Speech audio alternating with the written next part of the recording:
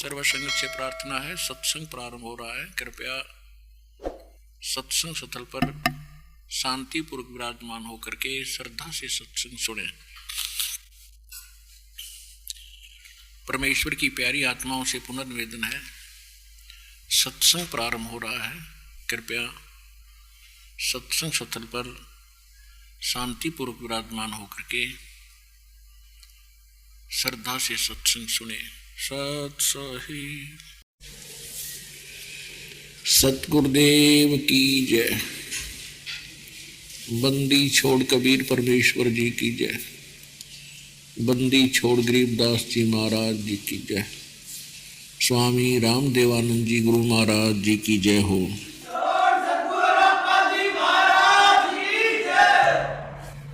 कर जोरूं विनती करूं, धरूं चरण पर शीस।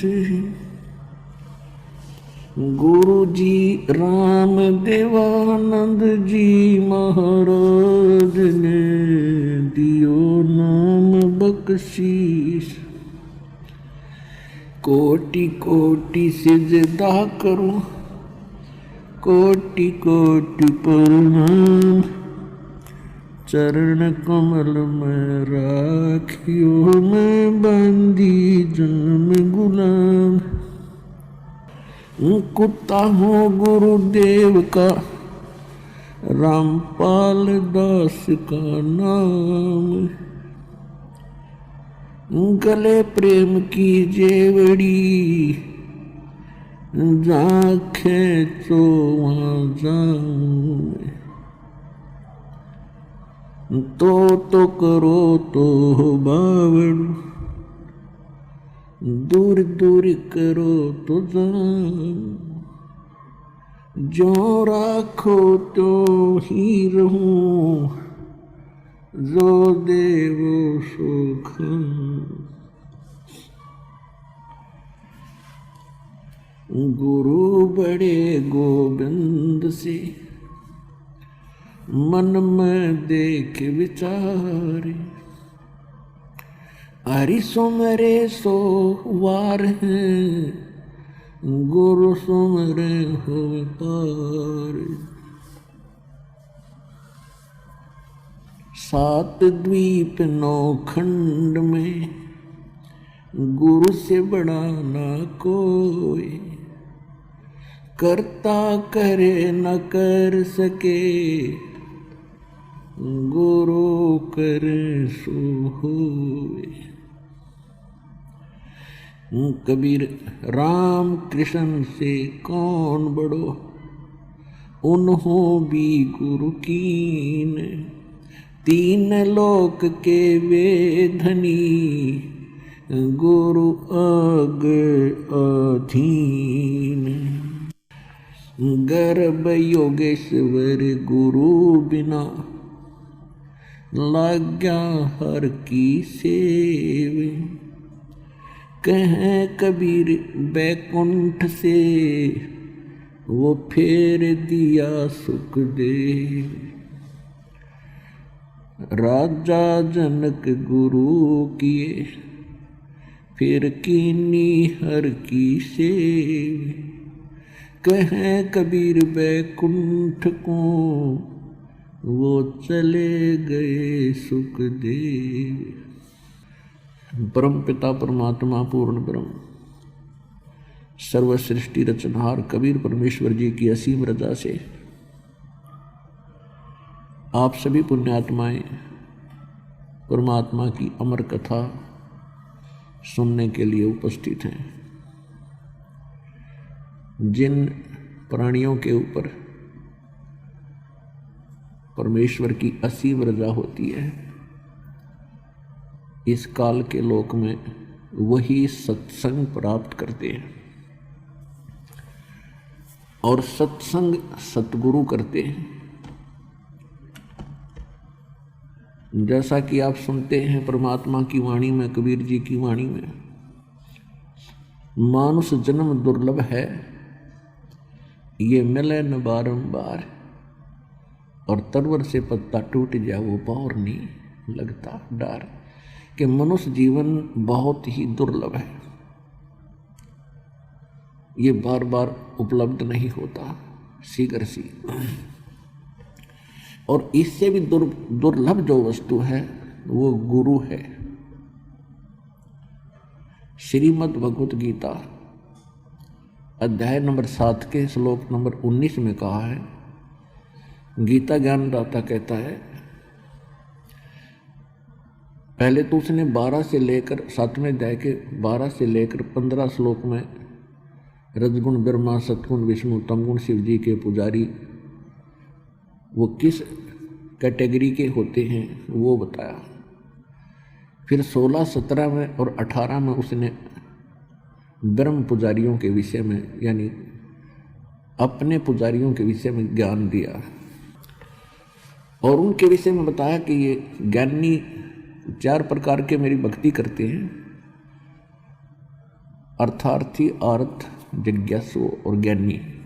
इन 3 कैटेगरी के भक्तों को तो रिजेक्ट किया है, चौथे ज्ञानी को वो कहता है ये अच्छी आत्मा है क्योंकि ये मेरी भक्ति करते हैं। और ये पहले कह रहा है कि ब्रह्मा विष्णु महेश की जो भक्ति करते हैं वो उनका जो भक्ति का जो लाभ है अक्षीणिक है और वो अच्छे व्यक्ति नहीं होते, उन साधनाओं से उनमें गिरावट बहुत आ जाती है। इसलिए गीता अध्याय नंबर 7 के श्लोक 14 में कहता है कि ये मुझे भी ना बचते, ये त्रिगुणमयी माया ब्रह्मा विष्णु महेश तक ही सीमित है, ये मेरी भक्ति भी ना करते। गीता ज्ञानदाता ब्रह्म है, श्री कृष्ण जी में बोल रहा है। फिर ये अपनी भक्ति वालों के बारे में कह रहा है कि ये 3 तो रिजेक्टेड हैं, ये 3 अच्छे नहीं हैं, अर्थ और अर्थार्थी और जिज्ञासु। चौथे ज्ञानी के विषय में बताया है, नेक आत्मा है, यही इन्होंने अपना जीवन न्यौछावर कर रखा है। इनको ये ज्ञान हो गया है कि मनुष्य जीवन केवल मोक्ष के लिए ही प्राप्त होता है। और उन ज्ञानियों को ये भी पता चल जाता है कि एक परमात्मा के अतिरिक्त अन्य कोई भी देव पूज्य नहीं होता, मोक्ष होगा उस परम पूर्ण परमात्मा से, परम अक्षर ब्रह्म से। तो वो क्या बताता है कि उनको ज्ञान तो ये हो गया कि अन्य देवताओं की पूजा उचित नहीं और केवल एक ही परमात्मा की भक्ति करनी चाहिए। लेकिन उनको तत्वदर्शी संत ना मिलने से उन्होंने अपने निष्कर्ष निकाल लिया, ओम नाम का जाप वेदों से ले लिया, हठ योग ब्रह्मा जी से प्राप्त कर लिया और उस आधार से उन्होंने साधनाएं की। लेकिन वो इस ब्रह्म की साधना में ही, गति में ही रह गए, ब्रह्म तक की इनकी साधना बनी, ब्रह्म लोक में गए, फिर वापस जन्म मृत्यु में रही। जिस कारण से ये कहता है 7वें अध्याय के 18वें श्लोक में कि ये ज्ञानी आत्मा है तो श्रेष्ठ उद्धार है, लेकिन इनको तत्वदर्शी संत ना मिलने से मेरे वाली ही उस अनुत्तम यानी घटिया गति में सचित रहे। अब कहने का भाव ये है कि गीता ज्ञानदाता कहता है कि पहले तो ये मेरी भक्ति नहीं करते। अब यहाँ थोड़ा सा विचार करना पड़ेगा आप जी ने। अब गीता ज्ञानदाता कहता है कि अन्य देवताओं की पूजा जो करते हैं वो मूर्ख हैं और ये मेरी भक्ति भी नहीं करते। इसका तात्पर्य क्या है? इसका तात्पर्य ये है कि जैसे ये जितने भी ऊपर के ये देव हैं, ब्रह्मा जी, विष्णु जी, शिव जी, दुर्गा जी, गणेश जी और जितने ये देवताओं का राजा इंद्र, इन्होंने अपने रेस्टोरेंट चला रखे और यहाँ इस पृथ्वी लोक पर जो साधना साधक करते हैं इन्होंने अपने अपने एजेंट छोड़ रखे हैं, अपने सत्र के गुरु मार्गदर्शक। जो ब्रह्मा जी की पूजा करता है वो तो कोई इक्का दुक्का मुश्किल से कोई मिलेगा वर्तमान में,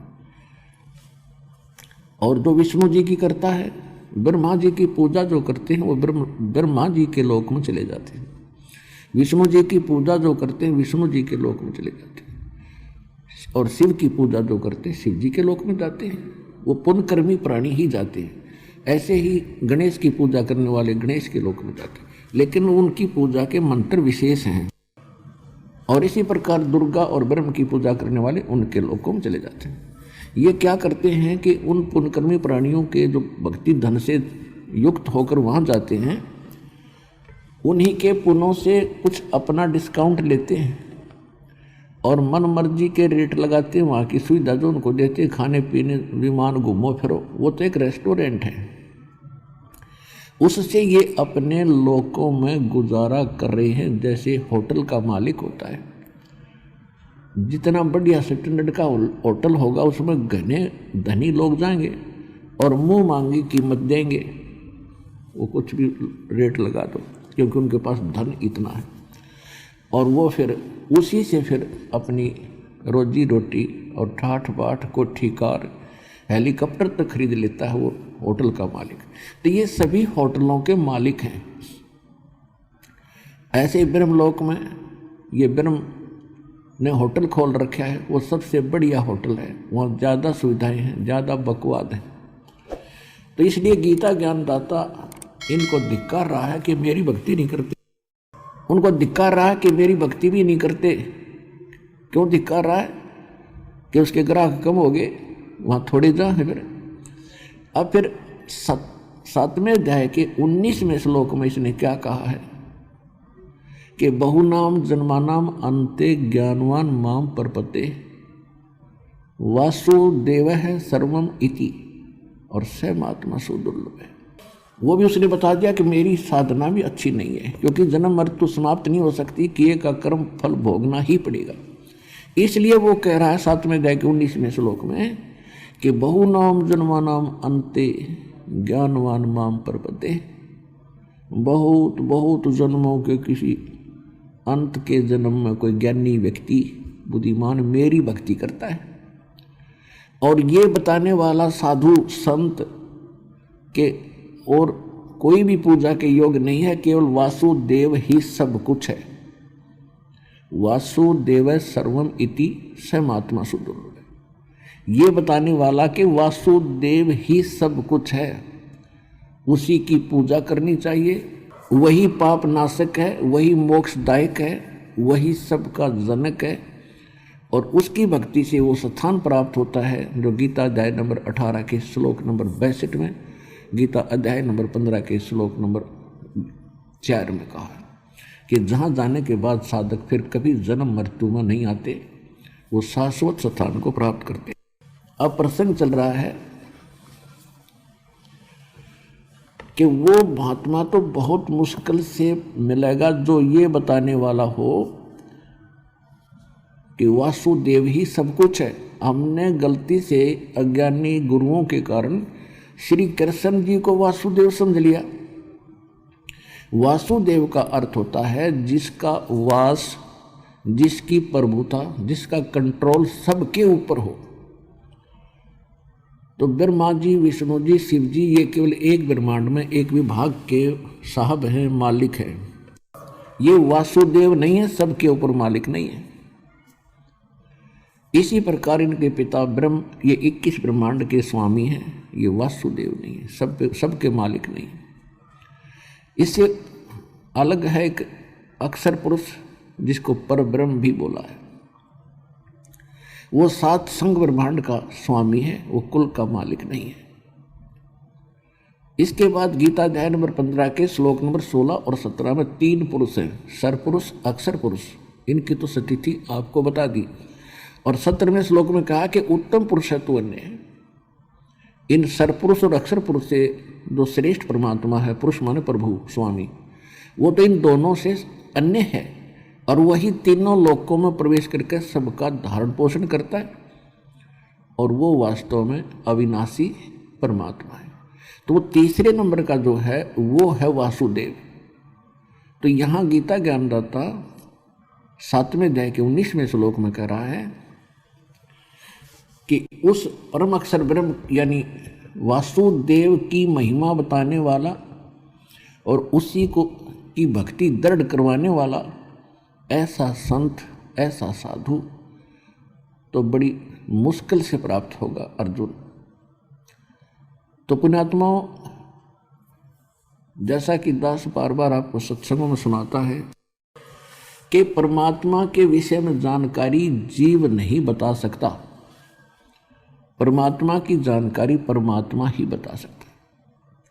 तो उसकी अपनी जानकारी देने के लिए आपको, आपके पिता को स्वयं आना पड़ता है। वो आपका पिता है, हम सबका मालिक है, और हम यहाँ काल के जाल में बुरी तरह फंस गए। अब हमें तो ज्ञान नहीं, क्योंकि हमारी तो बुद्धि काल ने सीमित कर रखी है कि ये तेरा बेटा या तेरी बेटी, ये कार और तेरी कोठी, या जैसा भी सिंपल गुजारा है, और इसी व्यवस्था में हमें फाइनल करके छोड़ दी। और किसी भक्ति के लिए आत्मा तड़पती रहती है, उसके लिए एजेंट छोड़ दिए, नकली दूत, अपने झूठे नकली संत। और ये केवल इन्हीं देवता और ब्रह्म, मैक्सिमम ब्रह्म तक की साधना ये जानते थे, और स्वर्ग लोक तक की महिमा गाया करते थे। स्वर्ग, और स्वर्ग आपको बताया दिया था कि रेस्टोरेंट है, वहाँ अपनी पूंजी नाश करो, फिर आके यहाँ धक्के खाओ, भटको। तो उस ज्ञान को बताने के लिए परमात्मा स्वयं आते हैं, और वो स्वयं सतगुरु होते हैं। सतगुरु का अर्थ होता है जो केवल सच्चा ज्ञान दे। अब बुद्धिमान समाज है, एजुकेटेड है, दास के सत्संग और प्रमाणों से सुनकर के परमात्मा अपने सतलोक से चलकर आते हैं, सहशरीर आते हैं, और वो 3 प्रकार से लीला करते हैं। पूरे असंख्य ब्रह्मांडों को का पालन पोषण करने के लिए और इनको संभालने के लिए वो 3 प्रकार से लीला करते हैं। एक रूप में परमात्मा ऊपर के लोक में सिंहासन के ऊपर विराजमान है, और जैसे राजा बैठते हैं मुकुट वगैरह धारण करके, ऊपर सिर पे छत्र है उनके, और बहुत सुंदर उनका शरीर है। एक रोम में, एक बाल में करोड़ सूर्य मिला दे, करोड़ चंद्रमा, तो भी फीके पड़े। इतना नूर है, इतना प्रकाश है भगवान की बॉडी का। तो वो परमात्मा एक रूप में वहाँ रहते हैं। परमात्मा के अंदर बहुत पावर होती है, वो अनेक रूप भी बना सकते हैं। दूसरी प्रकार की लीला वो करते हैं, प्रत्येक युग में एक शिशु रूप धारण करके और किसी सरोवर में कमल के फूल पर आकर विराजमान होते हैं। कमल के फूल पर ना धूल होती है रुकती है, ना गारा रुकती है, ना जल रुकता है,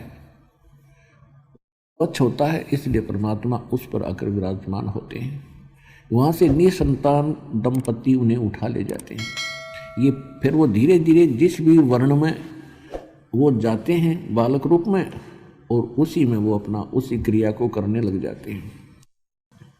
और उसके साथ साथ फिर जिस उद्देश्य से वो आते हैं ज्ञान प्रचार करने के लिए, एक सतगुरु की लीला करने के लिए, वो स्वयं ही आते हैं। और तीसरी प्रकार की वो लीला करते हैं परमात्मा, जब चाहें तब कभी भी प्रकट कहीं हो जाते हैं, किसी साधु संत के रूप में या किसी अन्य रूप में। क्योंकि साधु संत के रूप में इसलिए आते रहे हैं क्योंकि अब वर्तमान में तो हमें ज्ञान हो गया, अब वर्तमान में तो आप जी को ज्ञान हो जाएगा कि परमात्मा की भक्ति और साधना के लिए ये बाह्य आडंबर कोई मायने नहीं रखते। दाढ़ी मूछ मुंडा लो और चाहे बढ़ा लो, कपड़े चाहे लाल पहन लो चाहे पीले पहनो, या अपने अक्षेत्र के अनुसार पहन लो, ये तो एक तन की रक्षा के लिए और सभ्य समाज में रहने के लिए वस्त्र अनिवार्य हैं। और भक्ति से मोक्ष होगा, मंत्र से मोक्ष होगा, ये तो अब स्पष्ट हो जाएगा, हो रहा है, हो चुका है, और है भी यही सत्य। लेकिन पहले ऐसी धारणा थी कि साधु संत वही होते हैं जिन्होंने बड़ी बड़ी दाढ़ी रखवा रखी हो, या बड़ी जटा हो, या कति मूंड मुंडवा रखा हो, दाढ़ी मूछ कति मुंडवा के गोटम गोट हो, लाल कपड़े पहन रखे हों। तो ऐसी वेशभूषा वाले को हम साधु संत मानते थे और उन्हीं के निकट जाकर कुछ ज्ञान चर्चा सुनने की आशा करते थे। इसलिए परमात्मा साधु संत के रूप में ही प्रकट हुआ करते थे, और कलयुग के अंदर वो विशेषकर एक जिंदा महात्मा के रूप में आए हैं, महापुरुषों को मिले हैं, और सतगुरु की पूर्ति करने के लिए वो स्वयं ही आते हैं। गरीबदास साहिब जी गांव छुड़ानी, जिला जज्जर के अंदर एक किसान जाट परिवार के अंदर उनका जन्म हुआ, और उनको भी परमात्मा इसी उद्देश्य से मिले थे। जो समागम अब चल रहा है ये उसी उपलक्ष्य में है कि इस फाल्गुन सुदी द्वादशी को परमात्मा स्वयं आए थे सचखंड से चलकर, और छुड़ानी के जंगल में, छुड़ानी के खेतों में, गांव छुड़ानी के खेतों में, जहां आदरणीय गरीबदास साहिब जी 10 वर्ष के बालक अपने ही खेतों में अपनी ही गौओं को चरा रहे थे, वहाँ पाली गवाला रूप में गए हुए थे, और उनके साथ में गांव के और भी कई 10-20 अन्य पाली गवाले थे जो उनसे ज़्यादा आयु के थे। सन 1727 को जब गरीबदास जी 10 वर्ष के हो चुके थे, गरीबदास जी का जन्म संवत 1774 सन 1717 में हुआ, और ये घटना जिस दिन परमात्मा मिले उसमें वो 10 वर्ष के थे, तो संवत 1784 सन 1727, और ये फाल्गुन सुदी, फाल्गुन उतरते की द्वादशी दिन के 10 बजे परमात्मा उस छुड़ानी के जंगल में आके, जहाँ ये बालक पाली एक जंडी के पेड़ के नीचे बैठ कर आहार कर रहे थे, भोजन खा रहे थे, उससे 4-5 एकड़ दूरी पर सतलोक से आकर अवतरित हुए, और एक यात्री की तरह वहाँ से गुजर रहे थे। सभी पालियों ने प्रार्थना की कि महाराज जी भोजन खाओ, विश्राम करो। परमात्मा वहाँ खड़े हुए, उन्होंने आसन दे दिया, कुछ चादर वगैरह बिछा दी, वो बैठ गए। तो परमेश्वर ने कहा कि भाई भोजन तो मैं खाऊं नहीं, क्योंकि मैं अपने गांव से भोजन खा के आया हूं। तो उन ग्वालों ने, पालियों ने पूछा कि आपका गांव कौन सा है बाबा जी? परमात्मा ने बताया मेरा गांव सतलोक है। अब उन बच्चों को इतना ज्ञान पालियों को नहीं था कि उन्होंने सोचा होगा कोई गांव सतलोक होगा, कोई गांव। फिर उन्होंने कहा कि महाराज कितनी दूर है आपका गांव यहाँ से? परमात्मा ने बताया 16 शंख कोश की दूरी पर है, 16 शंख कोश। 16 शंख पर हमरा तकिया, हम गगन मंडल के जिंदा, हुक्म हिसाबी हम चल आए, ये काटन काल का फंदा। कहते 16 शंख पर, 16 शंख पर, 16 शंख कोश की दूरी पर हमारा स्थान है, हमारा निज गांव है, और हम यहाँ किसी उद्देश्य से आए हैं, इस काल के जाल को काटने के लिए, यथार्थ ज्ञान बताने के लिए। अब उन बच्चों को इतना ज्ञान में समझ में नहीं आ रहा था, उन्होंने सोच लिया 16 कोस पर होगा। ठीक है महाराज जी, दूध तो पीना ही पड़ेगा, ऐसे हम जाने नहीं देते महात्मा साधु और अतिथि को, हमें पाप लगेगा जो हमारे पास से कुछ खाए पिए जाएगा। तो परमात्मा ने कहा भी ठीक है, अगर आप कुछ खिलाना पिलाना चाहते हैं तो मैं कुंवारी गाय का दूध पिया करूँ, कुंवारी गाय का दूध पिला दो। जो बड़ी उम्र के पाली थे, कोई 50 वर्ष का, कोई 40 का, कोई 28, 27, 17 के, उन्होंने कहा बाबा जी आपकी दूध पीने की नींद को नहीं, मजाक करते हो। गरीबदास जी 10 वर्ष के सबसे छोटी उम्र के बच्चे थे, वो खड़े हुए और अपनी एक प्रिय बछिया को लाए जो 1.5 वर्ष की थी, दूध पीना छोड़ चुकी थी और अभी बैल ने टच नहीं करी थी, कुंवारी थी। लाकर खड़ी कर दी और कहने लगे बाबा जी कैसे दूध देगी, इसको बच्चा तो है ही नहीं। तो परमात्मा ने कहा भी कोई ऐसा पात्र लाओ जिसमें दूध निकालेंगे। गरीबदास जी के वहाँ रखा था एक साफ किया हुआ बर्तन छोटा सा मिट्टी का। गरीबदास जी उस बछिया के नीचे पकड़ कर उसने थनों के नीचे बैठ गए और परमात्मा खड़े हुए और बछिया की कमर पर आशीर्वाद भरा थपकी मार दी। लंबे लंबे सतन हो गए और दूध की धार चल पड़ी और पात्र भरते ही बंद हो गई। सतन फिर भी लंबे लंबे लटक रहे थे। सत साई। अब इस अचरज देख के जो दूसरे व्यक्ति थे वो बैठे थे पाली, जो बड़ी उम्र के, उनको बड़ा आश्चर्य हुआ। तो गरीबदास जी ने वो सारा दूध जो का तो परमेश्वर को थमा दिया। अगले बाबा जी आप तो गजब के करामात आपके अंदर।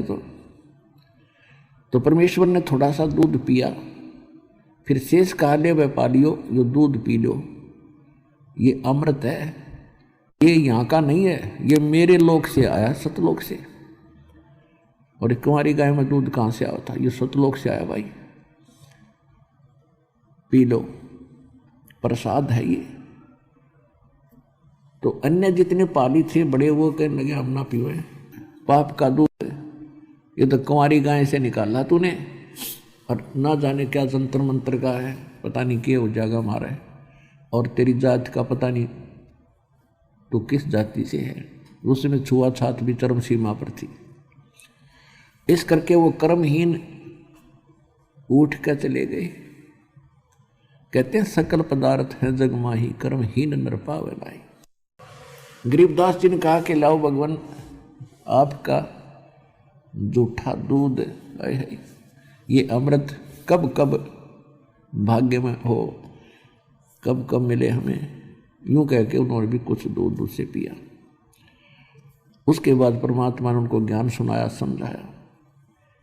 फिर गरीबदास जी को प्रबल इच्छा हुई उस लोक को देखने की कि जहाँ कोई दुख नहीं, जहाँ कोई मृत्यु नहीं, वहाँ कोई वर्द अवस्था नहीं, और जहाँ हम पहले रहते थे। परमात्मा ने उनको सारा ज्ञान बताया। वो तड़फ गए अंदर से बुरी तरह। परमात्मा यही चाहते थे कि जब इच्छा प्रबल हो तभी हम वहाँ ले जाते हैं। प्रथम नाम दिया, फिर उस प्यारी आत्मा को ऊपर के लोक दिखाए, ब्रह्मा विष्णु महेश के लोक दिखाए, उनके सतिथि से परिचित करवाया और धर्मराज का लोक दिखाया। जहाँ ये काल भगवान बैठा है वो स्थान दिखाया। 1 लाख मानव शरीरधारी प्राणियों को जहाँ ये भून कर उनमें से ये रस निकाल कर खाता है। जीव मरता नहीं है, सूक्ष्म शरीर के अंदर रहता है, फिर वहाँ से उसको भेज देता कर्माधार पर, जहाँ उसकी और जैसा भी संस्कार होता है उस योनि में प्राणी चला जाता है, उसमें से वो गंध निकाल लेता है। तो सारे जीवन में ये मानव शरीरधारी प्राणी जितने भी आहार करता है उसका कुछ सूक्ष्म कुछ अनसूक्ष्म शरीर में लिप्त हो जाता है। आप देखते हो इस मन की आदत है चटपटे भोजन खाना, सुल्फा भांग तम्बाकू पीना, ये पीने की चीज़ है। सबसे ज़्यादा कुबद करवाना ताकि ये अंदर इसमें मटेरियल बढ़िया बने इसके खाने के लिए। और जीव मरता नहीं, आत्मा तो अमर ही है, गधे कुत्ते की भी अमर है, लेकिन ये मनुष्य जीवन इसलिए प्रदान करता है, इसकी मजबूरी है, ना तो ये मनुष्य जीवन भी ना दे आपको। परमात्मा ने इसको श्राप इसलिए दिया था कि इसकी मजबूरी हो जाएगी, ये मानव शरीर देगा, और मानव शरीर देगा तुम अपनी आत्माओं को जाके ज्ञान समझा के इनकी अज्ञान हटा के भक्ति करवा के इनको फिर ला सकता हूँ। इसी उद्देश्य से परमात्मा ने ये सब कुछ लीला की। तो तपस्या के पास लेकर गए, वहाँ 1 लाख प्राणी वहाँ भूलने जा रहे थे, जीव जिसमें सभी वर्ग के सभी धर्मों के लोग थे। वहाँ परमात्मा के जाने के बाद उनकी जलन तो खत्म होगी, तपस्या जो तई नो की नो गर्म थी। तब वो सभी बैठकर परमात्मा से कहने लगे, भगवान हम यहाँ क्यों भूलने जा रहे हैं।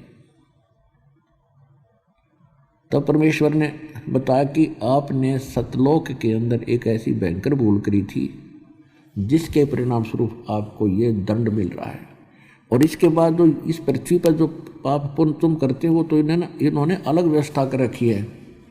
पाप के लिए नरक और स्वर्ग के लिए, पुण्य के लिए स्वर्ग बना रखे है, और जन्म मृत्यु आपकी सदा बनी रहेगी। वहाँ परमात्मा ने तपस्या के ऊपर दुख पा रहे प्राणियों से पूछा कि आप मुसलमान हैं? कहाँ जी। आपने कौन सी साधना की थी? जी कुरान शरीफ के आधार से। फिर हिंदुओं से पूछा आप कौन से धर्म से हैं? हम हिंदू हैं। क्या साधना की? वेदों और गीता के अनुसार। परमात्मा ने बोला कि गीता और वेदों का तुमने कह भी पता नहीं, तुमने तो दंत कथा के आधार से भक्ति की है और औरों को भ्रमित किया, श्राद्ध निकाले और निकलवाए। आज क्या लाभ मिला तुम्हें? कुछ नहीं मिला जी।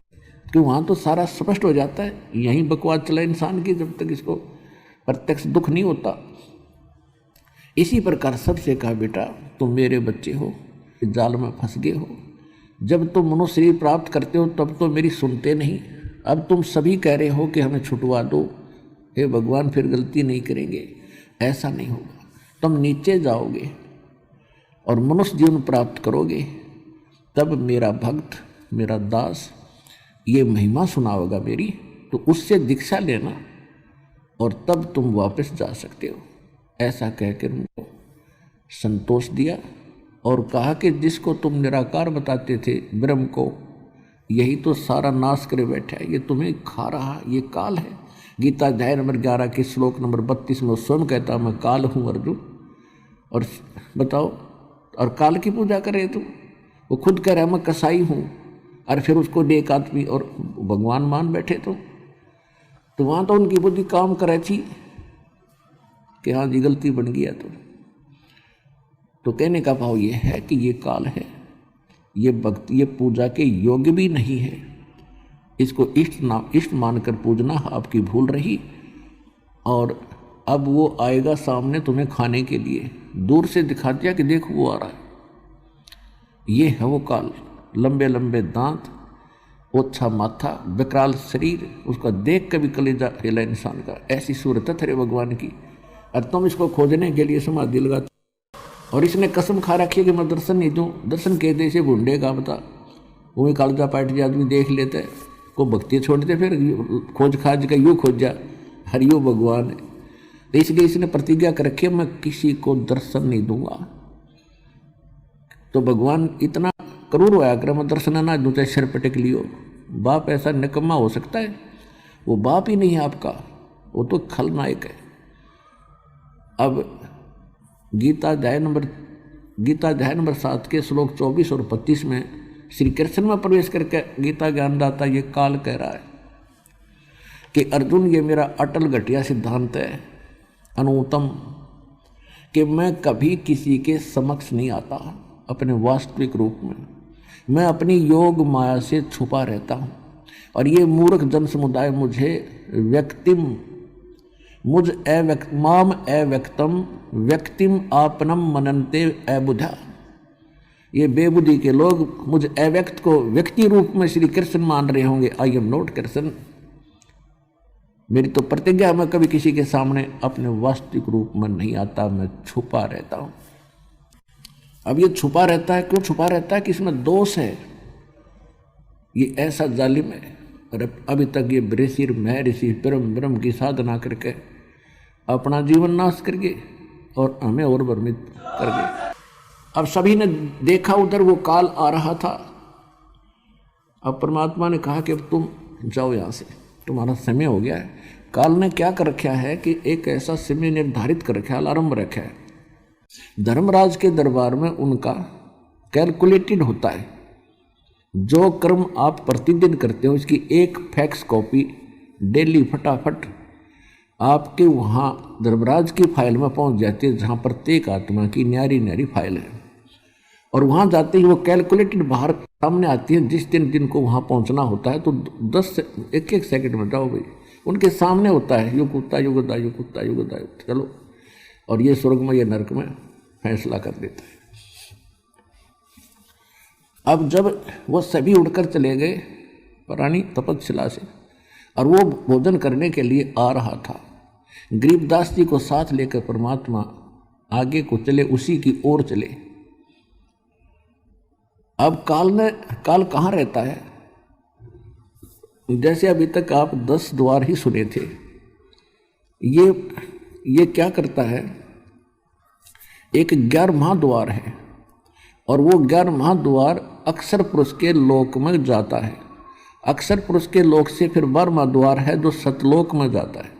तो ये 11वें द्वार को बंद करे बैठा है, वहां तक ऋषि महर्षि कोई पहुंच ही नहीं सकता किसी भी साधना से, जो ये करते रहे। वो साधना परमात्मा ने आके बताई है, ये 2 अक्षर के मंत्र का इकट्ठा जाप करना है। ये पहले ब्रह्म ओम नाम का अकेला जाप करते रहे, इससे कुछ नहीं होने वाला, ये केवल ब्रह्म तक की प्राप्ति करा सकता है। इसके साथ ही दूसरा मंत्र जब लगता है तो ये फिर दूसरा मंत्र जो है ये 11वें द्वार को खोलता है। तो परमात्मा ने कहा कि देख भाई बेटा, ये आ रहा वो काल।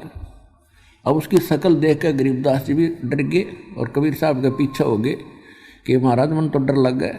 बेटा डरे मत, मेरे पास ऐसा मंत्र है, देखना इसकी क्या हालत होगी। अब मैं इसका जाप करूँगा सिमरन श्वास से, देखना इसकी क्या हालत होगी। अपने आत्माओं, इन कथाओं से परमात्मा हमें भी संकेत करते हैं, सतर्क करना चाहते हैं कि जब आपके ऊपर कभी कोई आपत्ति आवे किसी भी प्रकार की, आपको जो भी नाम इस दास से प्राप्त है, प्रथम मंत्र प्राप्त है, तो प्रथम मंत्र का जाप अवश्य कीजिए। सतनाम प्राप्त है तो सतनाम का जाप शुरू कर दीजिए, किसी प्रकार की भी है, आपको बड़ा सहारा मिलेगा। और सारनाम प्राप्त है तो वो शुरू कर दीजिए, तो एक विशेष आपके ऊपर रजा न्यारी होती दिखेगी आपको। यदि आपका कनेक्शन ठीक होगा, आपकी नियमित होगे, आप भक्ति में परमात्मा से जुड़े हुए होगे, तब ये काम करेगा।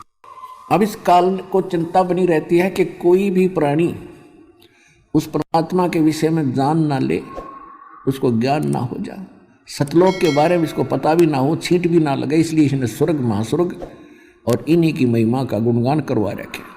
और दूसरी चिंता ये रहती है कि कोई जीव मेरे जाल से निकल ना जा, इसलिए ये उस 11वें द्वार पर खुद पहरा देता है, वहाँ कड़ला के बैठे कमर लगा के, ऐसे इतना बेईमान है। अब जब क्या देखा, उस काल ने देखा कि ये 2 व्यक्ति कैसे आ रहे इधर को, कुछ ज़्यादा ही भक्ति की है इन्होंने, ये सभी द्वारों को पार करके आगे ऊपर, तो ये भाग कर उस द्वार पर जाकर कमर लगा कर बैठ गया,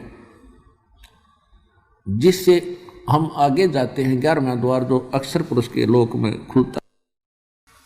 तो गरीबदास जी ने देखा ऐसे परमात्मा के पीछे से झांक कर वो भाग रहा पीछे, तो गरीबदास जी बाहर हो गए साइड में कि भाग गया भाई काल। तो अब वो जाके कमर लगा कर बैठ गया। परमात्मा बोले बेटा देखा, अब देखना, अब मैं मंत्र जाप करूंगा और ये कैसे हो जाएगा। तो कबीर साहब ने कहा कि जैसे फनपति मंत्र सुन और रख फन सकोड़, ऐसे बीरा मेरे सतनाम से ये काल लवे मुंह मोड़े। जैसे सर्प यानी फनपति सर्प, जैसे सर्प ऐसे फन उठाकर और खड़ा हो, यानी आक्रमण करने की तैयारी में हो, तो गारुड़ एक मंत्र बोल देता है। उस मंत्र के प्रभाव से वो अपने आप मुरझा जाता है और फल अपने फन को इकट्ठा कर लेता है। वो उस पोजीशन में उस हिम्मत नहीं रहती उसकी कि वो उस फन को ऐसे फैलाए रखे, वो इकट्ठा हो जाता है, यानी निष्क्रिय हो जाता है।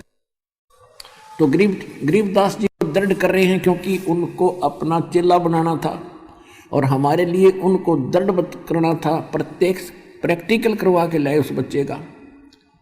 और जिसके कारण उस गरीबदास जी को ज्ञान प्राप्त हुआ, तो उसके कारण उनके दृढ़ता के कारण आज ये बाग लग गया भगवान।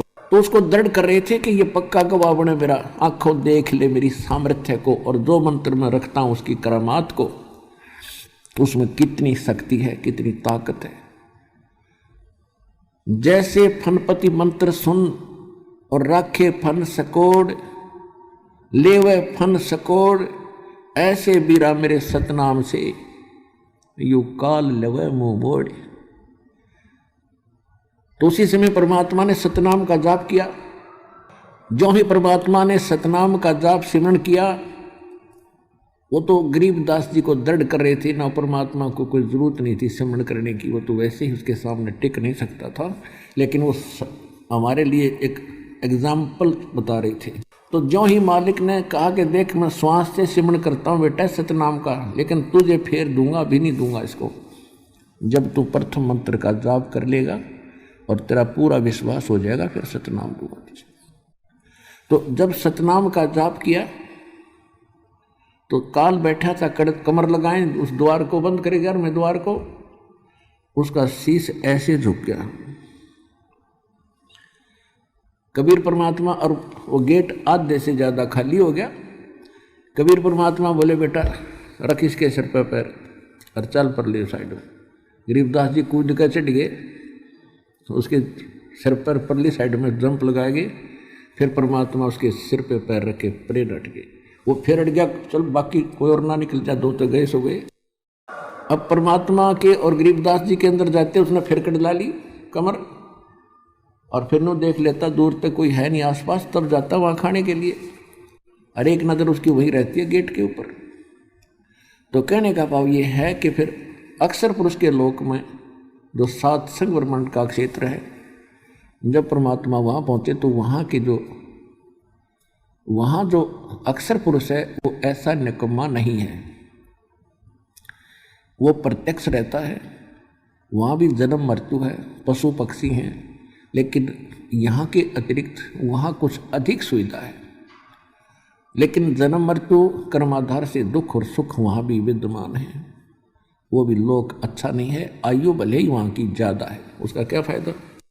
तो गरीबदास जी को प्रैक्टिकल करवा रहे थे सारा कि यहाँ ये भगवान है, ये स्थिति है इनकी, और यहाँ के प्राणी ये इस स्थिति में, नीचे वालों से ये कुछ ठीक है, इनके शरीर भी कुछ ज़्यादा अच्छे मटेरियल के हैं, लेकिन ये सभी मृत्यु और जन्म के अंदर, और वृद्धावस्था इनमें भी, रोग कष्ट इनके भी हैं, अपने कर्म आधार के नरक स्वर्ग भी वहाँ बना रखे।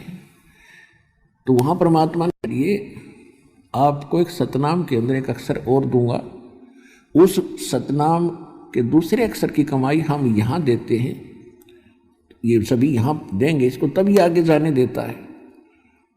और फिर परमात्मा गरीबदास जी को 12वें द्वार पर लेकर गए। तो 12वें द्वार पर इस अक्षर पुरुष के वहाँ अधिकारी गेट कीपर रहते हैं। तो वहाँ जाते ही परमात्मा को देखकर वो साइड पकड़ जाते हैं, क्योंकि मालिक के सामने तो सभी फाटक खुलते चले जाते हैं। और बताया कि उस दूसरे मंत्र की कमाई जो धन होगा आपका यहाँ डिपॉजिट करना होता है। फिर वो 12वां द्वार पार करके सतलोक में प्रवेश किया। तो पुण्यात्माओं, ये जो सत्संग चल रहा है ये इस उपलक्ष्य में है, जो ये समागम चल रहा है कि इस दिन ज्येष्ठ फाल्गुन सुदी द्वादशी को परमात्मा सतलोक से चलकर आए थे, आदरणीय गरीबदास साहिब जी को मिले थे। हमारे लिए एक बहुत ही महत्वपूर्ण दिन है ये, और जिसके कारण उस जो ज्ञान परमात्मा ने अपनी प्यारी आत्मा गरीबदास जी को दिया, उस ज्ञान में इतनी निर्मलता, इतनी सत्यता है कि सभी ग्रंथों से मेल करके आपको दास ने दिखा दिया, और जिस कारण से आज आप भगवान को पहचानने में सफल हुए और विश्वास हुआ आपको। ये उसी दिन की देन है जिस दिन परमात्मा स्वयं आकर अपनी प्यारी आत्मा को मिले थे, फिर उनको वापस छोड़ा था, उनके अंदर ये ज्ञान फीड कर दिया था, और ये आँखों देखा चश्मदीद गवाह बना कर छोड़ गए भगवान अपने बालक को, जिसने ठोक कर गवाही दी सच्चे भगवान की, जो आज हमारे सहयोग में आई। इसलिए ये ज्ञान ये बार बार बताया जा रहा है, क्योंकि प्रत्येक सत्संग में और श्रोता बदलते रहते हैं। एक सामूहिक शिक्षा सथल है ये, जिसमें प्रथम कक्षा से लेकर PhD तक का ज्ञान ऐसे ही कराया जाएगा, एक ही लेक्चर से, इन सत्संगों के माध्यम से। तो प्रत्येक सत्संग में श्रद्धालु बदलते रहते हैं, इसलिए आज आपको फिर से ये वही कहानी सुनाई जो 12 तारीख को पहले सुनाई थी आप। तो कहने का भाव यह है कि इसके बाद गरीबदास जी और परमेश्वर जब प्रवेश हुए जिंदा महात्मा के रूप में परमात्मा थे, और वहाँ जाने के बाद नीचे से जो आत्मा जाती है सूक्ष्म शरीर वाले, वहाँ जाते ही उनके ऊपर एक ऐसा कवर चढ़ जाता है और उसकी पूरी बॉडी का, शरीर का जो प्रकाश है 16 सूर्य जितना रोशनी हो जाता है वहाँ गए हुए प्राणी का। और परमात्मा के एक रोम में करोड़ सूर्य मिला दे, करोड़ चंद्रमा, यानी ब्रह्म और जीव में इतना अंतर है, सामर्थ्य में भी और उनके नूर में भी। ये कहते हैं जीव और ब्रह्म एक ही है, ये बकवादी लोग थे, न कख भी नहीं पता था। अब क्या हुआ कि परमात्मा जैसे वेद, ऋग्वेद मंडल नंबर 9 सूक्त 82 के मंत्र 1 में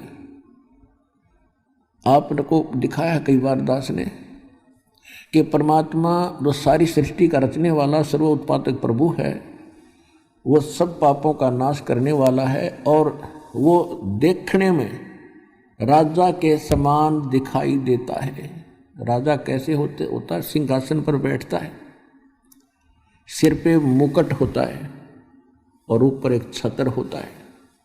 तो गरीबदास जी ने आंखों देख करके फिर अपनी अमृतवाणी में कहा है, सवेत छतर सिर मुकुट विराज, देखत न उस चेहरे नू। कि उस परमात्मा के सिर पे मुकुट है, ऊपर एक सफेद छत्र है, उस मालिक को नहीं देख पा रहे हो आप, क्योंकि आपकी साधना और आपका ज्ञान गलत है। अब गरीबदास जी ने क्या देखा कि परमात्मा बैठे हैं अन्य रूप में सिंहासन के ऊपर, एक रोम यानी बाल में, रोमकूप कहो बाल कहो, रोमकूप वो स्थान है जिसमें बाल उगता है। तो 1 करोड़ सूर्य करोड़ चंद्रमा दोनों की रोशनी भी फीकी पड़े, ऐसा नूर पूरी बॉडी, एक बाल का तो पूरी बॉडी का कितना होगा। तो वहां दिव्य दृष्टि काम करती है, चरम दृष्टि नहीं रहती, चरम दृष्टि देख ही नहीं सकती उसको। तो नीचे से जो साधु रूप में गए थे परमात्मा, जिंदा के महात्मा के रूप में गए थे, वहां एक चवर रखा था, उसको उठाकर जिंदा महात्मा वाला रूप अपने ही दूसरे स्वरूप पर जो सिंहासन यानी तख्त पर बैठे भगवान के सिर पे चवर करने लगे। गरीबदास जी सोच रहे हैं कि भगवान ये है भाई जो सिंहासन पर बैठा, तख्त पर बैठे, और ये बाबा जी यहाँ का कोई इनका पुजारी है, सेवक है। इतना सोच ही रहे थे तभी वो तेजों में शरीर खड़ा हुआ और जिंदा वाला बाबा जी वाला शरीर, बाबा जी उस पर बैठ गए अनंत कोट ब्रह्मांड के सिंहासन पर। अब गरीबदास जी सोच रहे हैं कि भाई कमाल हो गया, भगवान उठ लिया, बाबा जी बैठ गया, और चवर करने लगे। फिर वो तेजों में रूप अपने उस बाबा जी यानी जिंदा महात्मा के स्वरूप पर सिंहासन पर बैठे हुए पे, गरीबदास जी उधर भी देख रहे हैं, उधर भी देख रहे हैं, ये क्या होगा, ये कैसे हो रहा। इतने में वो सोच ही रहे हैं कि भगवान कौन सा इनमें, सत्य पुरुष कौन है। इतने में वो तेजों में शरीर वाला परमात्मा जिंदा महात्मा के शरीर में समा गए, और अकेले वह जिंदा महात्मा वाले शरीर का इतना नूर हो गया जितना पहले तेजों में शरीर वाले भगवान का था। और चवर अपने आप घूम रहा ऊपर ऑटोमेटिक। तब परमात्मा ने कहा था कि बच्चा, सारे ब्रह्मांडों का मालिक मैं हूँ, और बेटा तू मेरी प्यारी आत्मा था, काल के जाल में फंसे हुए हो तुम। सारी कथा सुनाई, वहाँ देखो ठाठ बाट। परमात्मा ने दिखाया कि सामने देखो जितने भी नीचे 21 ब्रह्मांड में ये गए हैं प्राणी, उन सब के देखो ये मैल नारे नारे खड़े बेटा। वहाँ एक एक कमरे में एक एक झोपड़ी बना के अपना टाइम पास मुश्किल से करें, ऐसे ठाठ को छोड़ के गए, भरी थाली कर लात मार के गए वो मूर्ख। तो वो बड़ा महसूस किया गरीबदास जी ने, भगवान सचमुच है, कहाँ ये तो बहुत सुंदर महल है, बड़े अच्छे बाग बगीचे, आंगन में बड़े ठाठ हैं, फुहारे चल रहे हैं, बड़ी भूल बनी हमसे। फिर गरीबदास जी कहने लगे, मालिक मुझे यहीं रख लो, मैं नहीं जाऊँ उस गंदे लोक में। वहाँ ऐसी दिव्य दृष्टि प्राप्त हो जाती है कि वहाँ से आप नीचे झांक कर देखोगे, आपको ये ब्रह्मांड ऐसे ऐसे दिखेंगे छोटे छोटे, और वहाँ से आप प्रत्येक प्राणी को देख सकते हो, सुई भी कण भी पड़ा हो उससे भी देख सकते हो, ऐसी दृष्टि मिलती है। तो वहाँ जब जाकर देखा गरीबदास जी ने अपनी छुड़ानी ढूंढी कहाँ सी है वो देखा, और फिर आसपास के देखे हुए, तो उस पूरी पृथ्वी, क्योंकि पृथ्वी स्वयं भी घूम रही है, तो ये सभी दृष्टि गोचर रहते हैं सेकंडों में। तो वहाँ क्या देखा, जैसे कीड़े मकोड़े वहाँ के सुंदरता और वैभव को देखकर, या तो ऐसा था जैसे कुरड़ी हुआ कर कूड़ा करकट का स्थान होता है, वहाँ ये पशु पक्षी डांगर सुअर घूमते रहते, तो उसकी तुलना में ये आपके ऐसे स्थान है इंक्लूडिंग स्वर्ग और महास्वर्ग। पृथ्वी का तो रौला खत्म है। तो गरीबदास जी को बड़ा धक्का लगा, कहने लगे भगवान वहाँ नहीं जाऊँ मैं, मुझे तो यहीं रख लो दाता। परमात्मा बोले बेटा ऐसे नहीं रखा जा सकता, क्योंकि आप यहाँ आप वहाँ अपनी इच्छा से गए थे, और जब आप यहाँ से गए आप भक्ति धन से युक्त थे, परिपूर्ण थे। अब तुम कंगाल वाली है, वहाँ मजदूरी करते फिरते एक एक दाने के लिए, तुम्हारे पास टोक नहीं खाने को। अब मैं ऐसा मंत्र दूंगा तेरे को, और उस मंत्र की कमाई करना। एक ही सांस का सिमरण होगा सतनाम का, 2 अक्षर के का, फिर सार नाम दूंगा। इसकी इतनी कमाई बन जाएगी कि कुछ ही वर्षों के अंदर आप उतने ही धन से परिपूर्ण हो जाओगे। और फिर आपकी इच्छा बन, ऐसा ज्ञान दूंगा कि इस ज्ञान से आपको यह समझ में आएगा कि वो लोक क्या है और ये लोक क्या है। आप तो देख ही चुके हो, और आपको इसलिए लाया हूँ, आप वापस जाओगे, जाना पड़ेगा, क्योंकि आपको भक्ति करनी ही पड़ेगी, वैसे नहीं रह सकते, ये नियम है मेरा। और मैं तेरे साथ रहूँगा बेटा, जय तू मर्यादा में रहेगा और मेरी भूल नहीं पड़ेगी, तेरे ऊपर कोई आपत्ति नहीं आने दूंगा, तेरे साथ रहूँगा, एक सेकंड की तेरी केयर टेक करूँगा, मेरे से छुपा नहीं कुछ भी। तू भक्ति करना, ये सिमरन करना, और जाके मेरा गवाह बन, तेरे भाई बहनों को जगा, उनको समझा, इसलिए तुझे यहाँ लाया हूँ। और तेरे से पहले हमने सुल्तान इब्राहिम सुल्तान को और दादू जी को और नानक जी को हम यहाँ लाए थे, उनको ये स्थान दिखाया था, और फिर उनको छोड़ा था, उन्होंने भक्ति की बेटा, और वो फिर यहाँ आए हैं। तो ऐसे ही आप जाओ। और मैं और बताता हूँ तेरे को, 120 वर्ष में काशी में धाणक एक दुल्हे की भूमिका किया करता था, और उस समय भी मैंने ज्ञान प्रचार किया था। लेकिन इस काल ने अहमद धर्मदास जी को भी यहाँ लाया था, मुल्कदास को लाया था, और भी बहुत से दिख बताए उन्होंने। लेकिन धर्मदास जी ने जो मेरा ज्ञान लिखा था, जो 120 वर्ष तक मैंने रहकर बोला था, काल के भेजे हुए इन 12 पंथों में इन्होंने उसमें काफ़ी परिवर्तन कर दिया। अब मैं तुझे वो ज्ञान पुनः दूंगा, तेरे अंतःकरण में फीड कर दूंगा, और तू वहाँ जाकर बेटा इसने सुनाना और लिखवाना। आने वाले जो 5500 वर्ष कलयुग बीतेगा, उस समय पूरा तहलका मचाएंगे, पूरे विश्व के प्राणियों को हम शिक्षा ग्रहण करवाएंगे, ये शिक्षित होंगे, सदग्रंथों से को पहचानेंगे, जानेंगे, और फिर हम आएंगे और पूरे विश्व को बेटा सच्चा ज्ञान बताएंगे। तुम उस समय प्रमाण बनोगे, एक गवाह बनोगे जनता के दिल डटने, उनको विश्वास होगा तेरे भाई बहनों को कि आंखों देख कर आ रहे वो झूठ थोड़ी बोल सकते। और गरीबदास जी 1400 एकड़ के मालिक थे, किसान थे, जाट थे, तो कोई भिखारी नहीं, भाट नहीं थे, किसी स्वार्थ से उन्होंने झूठ बोला हो। तो इसलिए ये दृढ़ता आवेगी प्रत्येक प्राणी को कि जो गरीबदास ने कहा वो सारी सच्ची, तू जा बेटा। तो परमात्मा का जो काम होता है वो कच्चा नहीं होता, वो निष्प्रयोजन नहीं होता। तो गरीबदास जी को इतना समझाने के बाद वो राजी हो गए, कहने लगे परमात्मा साथ रहियो मत दास के, वो तो गंदा लोग है, वहाँ तो 1 सेकंड का भरोसा नहीं कि बिजली गिर जाए। परमात्मा देख रहे थे गरीबदास जी, किसी ब्रह्मांड में प्रलय हो रही है, किसी में आग लग रही है, किसी में पानी भर गया है, कि तो हाहाकार मच रही है। तो उस लोक को देखकर जो शांति वहाँ थी, उसके बाद जितने भी ब्रह्मांड थे, 7 संघ अक्षर पुरुष के, 21 ब्रह्मांड इस काल सरपुरुष के, सब में हाहाकार मची दिखाई देती।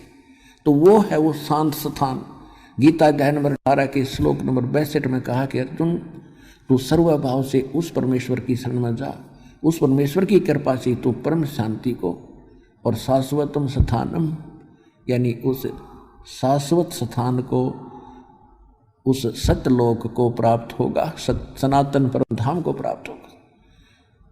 गीता अध्याय नंबर 15 के श्लोक 4 में कहा कि जहाँ जाने के बाद साधक फिर लौटकर कभी वापस नहीं आते।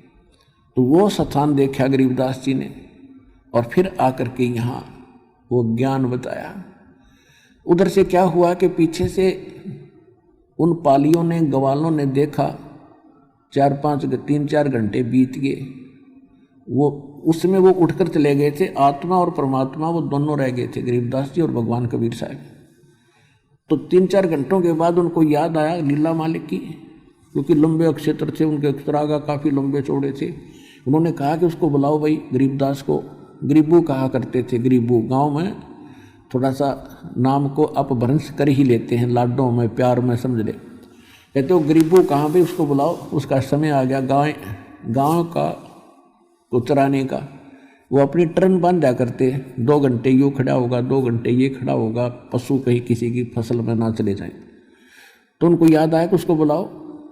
वो बुलाया, बुलाने के लिए 2 जने गए, दूर से आवाज़ लगाई कि गरीबू आजा भाई, तेरा टाइम हो गया और खड़ा हो, अपनी पारी दे, अपना नंबर पर खड़ा हो। आवाज़ लगाता लगाता वो बिल्कुल निकट पहुंच गया और वो बैठे नो आसन पदम पर, सुखासन पर। उसने जोर जोर से कहा, अरे भगत जी खड़ा हो ले, पकड़ के ही लाया। फिर वो नो गिर गए, वो गिर गए तो उसमें, क्योंकि वो आत्मा तो ऊपर थी, या तो एक निर्जीव शरीर पड़ा था। अब उसने देखा हाथ नबज वगज पकड़ के, कुछ नहीं, ना श्वास है, शोर मचाया, सब पाली भागे आए। देखा तो सभी वो तो खुशी मना रहे थे कि अब तरह के हम बच गए, जो दूध पी लेते तो हम भी मरते। और उन्होंने 2 जने गांव में भाग कर आए। गांव में 2-1.5 किलोमीटर दूर है वो स्थान। गांव छुडानी से कबलाना गांव है, कबलाना गांव जिला जज्जर में। कबलाना गांव से गांव छुडानी तक अब तो पक्का रोड बन गया है, उस समय कच्चा रास्ता था। तो वो सीमा है दोनों गांवों की, लगभग सीमा पर ही था ये। तो वहाँ से दौड़ कर आए, गांव में बताया। माता पिता गरीबदास जी के दोनों सुनकर बेहोश हो गए। इकलौता पुत्र, वो भी 12 वर्ष के उपरांत प्राप्त हुआ था और 10 वर्ष का हो चुका था। गांव में हाहाकार मच गया, दौड़ लिए बच्चे। जिसने सुना वो गांव का व्यक्ति दौड़ रहा था, जाके देखा बच्चा मरा पड़ा है, उसको उठा कर लाए, गांव में लाए, फिर चिता पर रख दिया।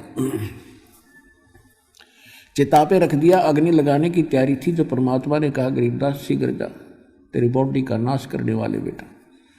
तो सेकंड के अंदर परमात्मा ने वो आत्मा भेज दी और वो एकदम खड़ा हुआ।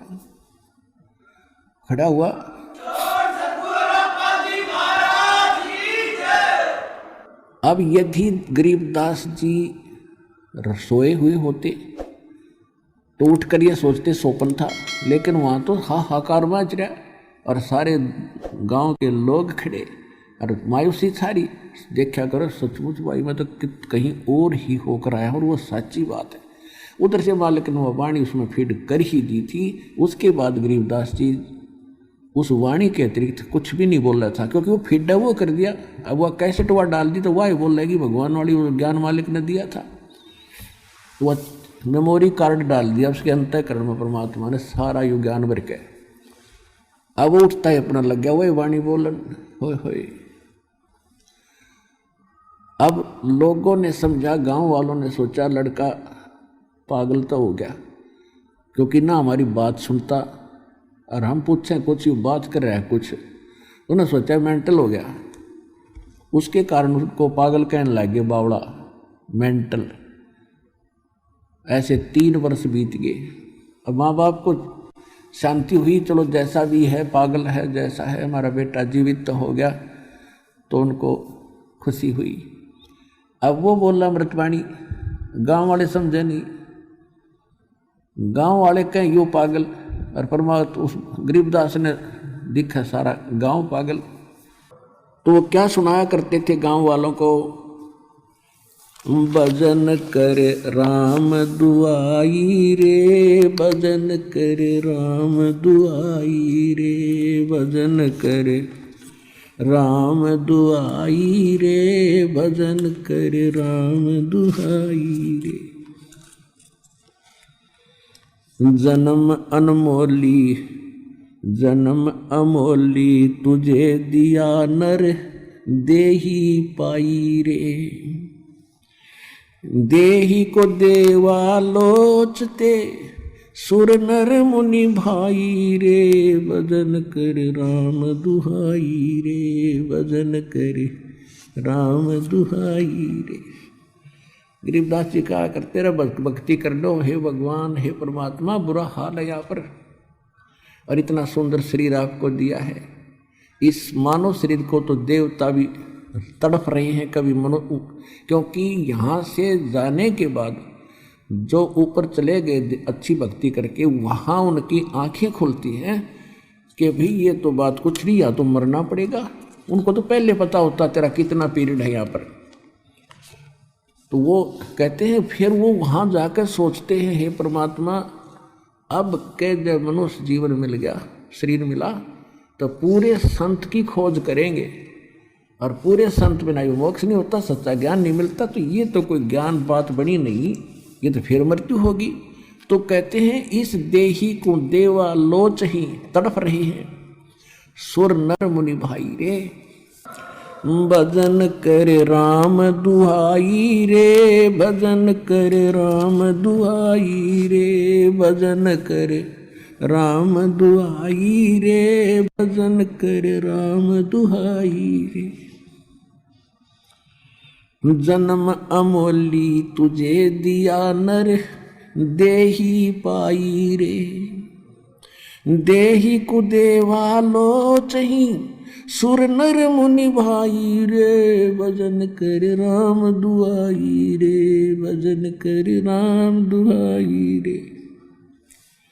भाई सन का दिक नारद रटे चहूँ बेदा गाई रे,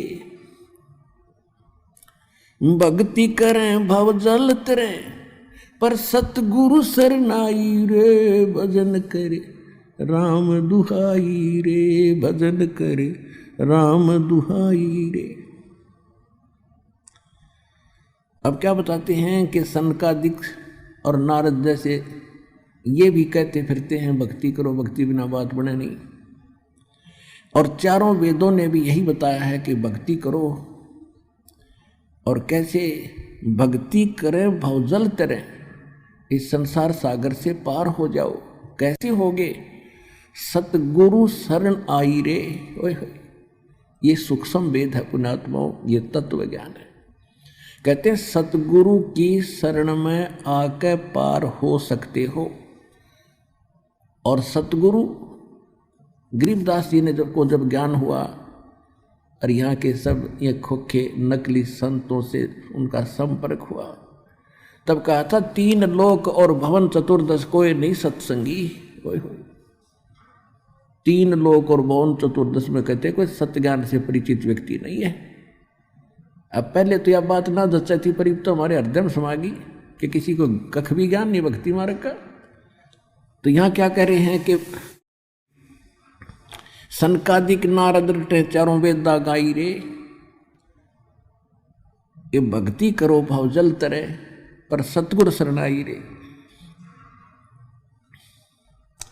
मृगा कठिन कठोर है कहो कांडे काई रे, कस्तूरी है नाभि में ये बाहर भरमाई रे, भजन कर राम दुहाई रे, भजन कर राम दुहाई रे, भजन कर राम दुहाई रे। अब ये गरीबदास जी ने कोई गाने के लिए नहीं, ये रोने के लिए वाणी गाई है। अब जैसे हमारे कई प्रकार से भ्रम पैदा कर रखा काल ने, जब तक हमें ज्ञान सही नहीं होता। अब जैसे दास पहले शुरू में ज्ञान हुआ तो जो भी कबीरपंथी नकली थे, गरीबदासी नकली थे, उनके पास सत्संग सुनते थे। वो क्या करते थे, वो शब्द गाते थे, एक तारा ले लेते थे, सारंगी सुरंगी बांध लेते बना लेते थे, हारमोनियम वगैरह भी कई जगह सेटिंग कर रहे थे, और वो भजन गाते, ये शब्द गाते थे जो दास गा रहा इस तरह के, तो क्या कहते थे, भाई तो नहीं, दूसरा सुना, इसकी आवाज़ बहुत अच्छी है तो तय सुना। अब उससे भी कोई और अच्छा गायक होता जो कहता वाह भाई वाह, इसने तो कमाल कर दिया, और बात वही की वही। अब परमात्मा यहाँ क्या कहना चाहते हैं, दास क्या कहना चाहता है कि ये कोई गाने बजाने के लिए नहीं। मालिक ने बोली, अब जैसे किसी का चोरी होगी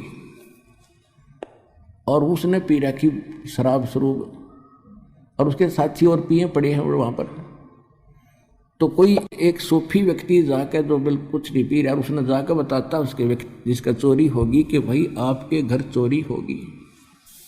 यदि वो व्यक्ति होश में है, नशा कर नहीं रखा, तो तुरंत चौकन्ना होगा और पूछेगा भाई कितना नुकसान हो गया, और उसी समय अपने घर की तरफ चलेगा ताकि संभालूं, बस वो फालतू कहने की जरूरत है कोई।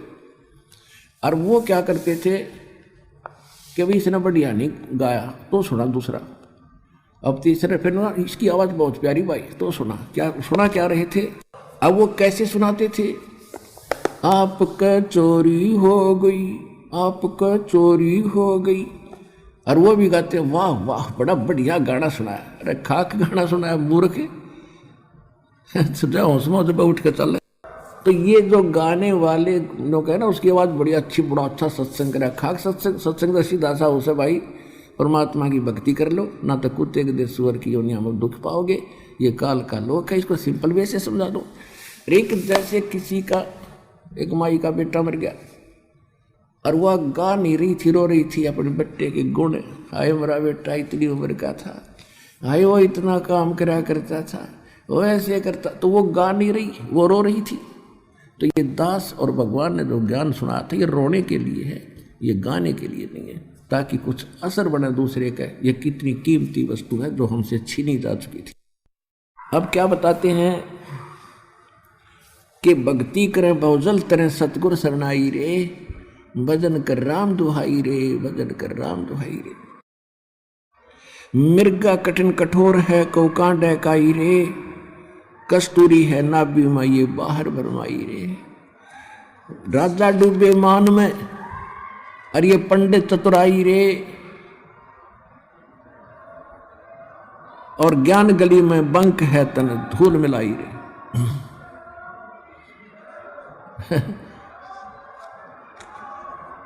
ये भूत आ गया रे, गलती से आ जाए एक आधा नालायक ढीठ होता ये भूत, समझदार तो दूर रह जाते हैं वो, भाई क्यों दे तोड़वाई, वहां तो भगवान का दरबार है, पिटोगे। ये एक आधा मूर्ख आ जाए आदत होएगा देख पट्टन की परमात्मा से, तो इनको सूक्ष्म मार पड़ती है भगवान की वाणी से, इसलिए चिल्ला रहे हैं काल के पीड़ित। और जो समझदार होते हैं वो दूर हो जाते, ना भाई वहाँ नहीं जाना, बेइज्जत नाश हो जाए इज्जत का। और परमात्मा देखो ये प्रेत क्यों बने, ये कौन थे प्रेत पितर जो भी बने हैं, ये आप ही हम जैसे इंसान थे। इनको ज्ञान मिला नहीं, इन मूर्खों के चक्कर में आगे नकली गुरु संतों के, अब इनका जीवन नाश हो गया। अब अच्छी जो आत्मा के व्यक्ति मरे हैं वो आज किसी को दुखी नहीं दे रहे, वो भूत प्रेत तो हैं ही, और जो ढीठ टाइप के मरते हैं वो जिंदा जी भी दुखी कराया करते हैं, फिर भी उनका स्वभाव बकवास करने का ही है। तो यहाँ भगवान के दरबार में आकर उनको सीधे शब्दों में समझा दिया जाता है कि या तो क्योंकि वो भी आत्मा भगवान की है, कि या तो दूर रहना ना फिर थारी खैर नहीं है। तो एक आधा ढीठ आ जाता है, उसकी फिर यहाँ समारा जा, भगवान अंदर से उनको कूटता है, तो ये चिल्ला रहे मूर्खी में, अब रो रहे हैं, अपना सारा जीवन बर्बाद कर दिया। तो पुण्यात्मा इनका भी छुटकारा होगा।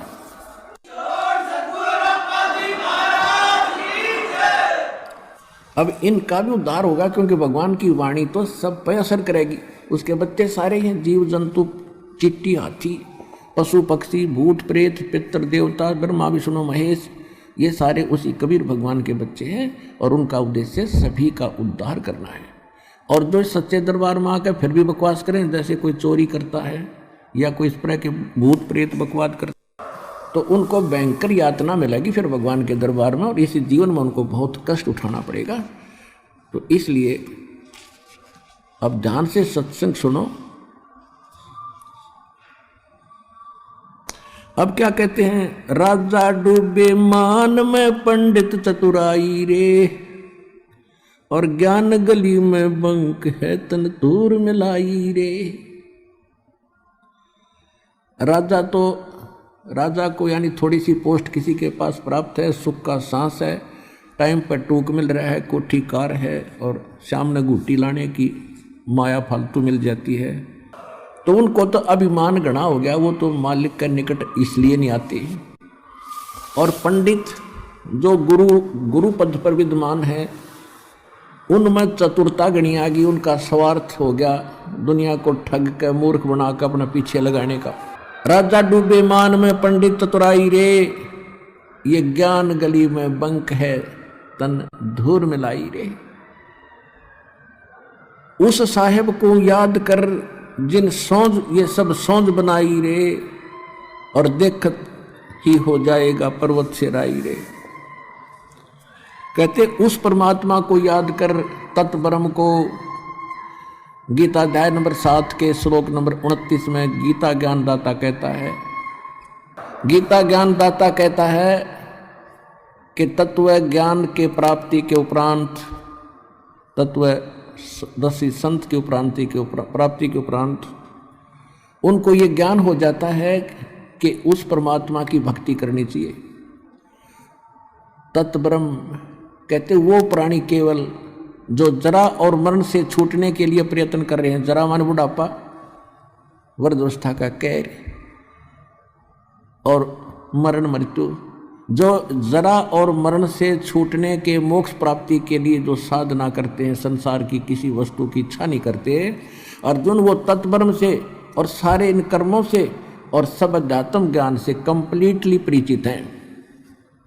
तो अर्जुन ने 8वें अध्याय के प्रथम मंत्र में पूछा, भगवान फिर किम तत्ब्रह्म, वो तत्ब्रह्म क्या है, वह परमात्मा कौन है। 8वें अध्याय के 3रे श्लोक में गीता ज्ञानदाता ने कहा कि वो परम अक्षर ब्रह्म है। तो यहाँ गरीबदास जी वही ज्ञान बता रहे, क्योंकि ये सूक्ष्म वेद है, तत्व ज्ञान है, कंप्लीट इन ऑल रेस्पेक्ट है, यह ऑल इन वन है, इसमें कंप्लीट ज्ञान है सभी वेदों, गीता, पुराणों का, कुरान और बाइबल का। इसमें क्या कहते हैं परमात्मा, गरीबदास जी कह रहे हैं परमात्मा की वाणी को कैसे सुना रहे हैं।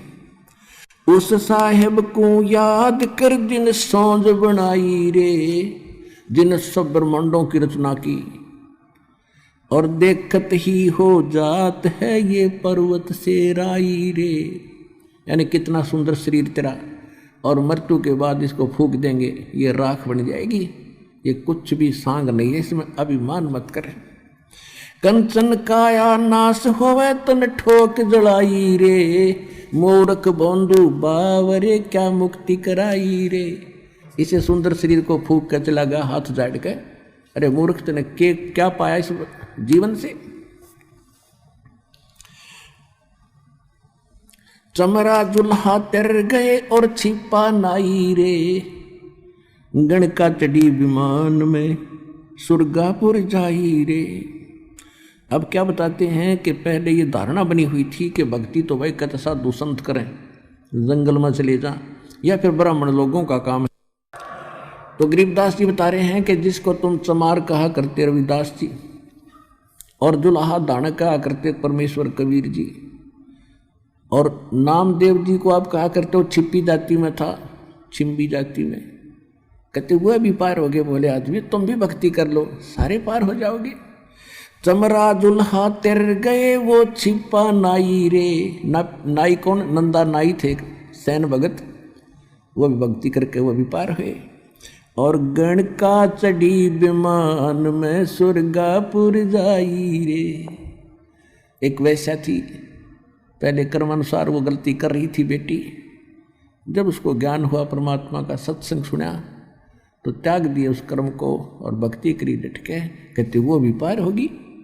तो भाई कहते हैं जैसे साबुन के अंदर एक गुण है, पानी और साबुन के मेल से कितना ही मैला कपड़ा हो स्वच्छ हो जाता है, तो अनजानपने में हमारे अंतःकरण में कितनी गलतियों का मैल लगा हुआ है, तो सतनाम रूपी साबुन से और सत्संग रूपी जल से ये कति साफ हो जाता है, तो वो कर्म सुधर जाते हैं। अजामेल गण का तेरे और सदन कसाई रे, कहते हैं सच्चे मंत्र तो सही भक्ति से मिल जाती है। तो अजामेल और गण का वैसा जैसे सदना जैसे कसाई भी उधर गए। और नीच तेरे तो से कहूँ नरमुड अन्यायी रे, शब्द हमारा साच है और ऊंट की बाई रे, धुएं कैसा धौल हर त्यों लोग चलाई रे। अब तक कितना कमाल कर रखा है, कितनी प्यारी व्याख्या कर दी है कि मैं जो कह रहा हूँ वो हमारे वचन सत्य मान लेना। इसके अतिरिक्त जो भी कोई संत और साधु मंडलेश्वर कोई तुम्हें ज्ञान बताता है वो तो ऊंट की बाई है। जैसे ऊंट पाद्या करे फरड़ फरड़ करें जा, कहते उसका कोई यूज नहीं है। और एक वो बाहर निकाल कर ऊंट क्या करता है, कितना गुब्बारा सा निकाल यार ब्लेडर सा बाहर ना और करो जाओ। कहते हैं ये जो और बकवाद कर रहे हैं वो तो सूखी अरड़ अरड़ है, और हमारा ज्ञान है वो बिल्कुल सत्य मान लेना, 100 का 100 सच्ची है। अब गरीबदास जी ने परमात्मा से प्राप्त ज्ञान को अपनी लोकल लैंग्वेज में बताया है। शब्द हमारा साच है और ऊंट की बाई रे, ये धूम में कैसा धौल हर त्यों लोग चलाई रे, कलबिस कुसमल सब कटे हो तन कंचन काई रे, गरीबदास निज नाम की नित पर भी नाई रे। कहते कलबिस कुसमल कितने भयंकर पाप कर्म है, सबका नाश हो जाएगा। किससे? इस निज नाम की नित पर भी नहा, प्रतिदिन जाप कर। एक 12 वर्ष में कोई कुंभ का मेला आ गया और वहाँ धक्के खान नहान जाओ जोड़ में, उस पर भी से नाम मोक्ष नहीं होगा। गरीबदास निज नाम की नित पर भी नाई रे, भजन कर राम दुआई रे, भजन कर। और फिर क्या बताते हैं, लेखा देना रे धनी के लेखा देना रे।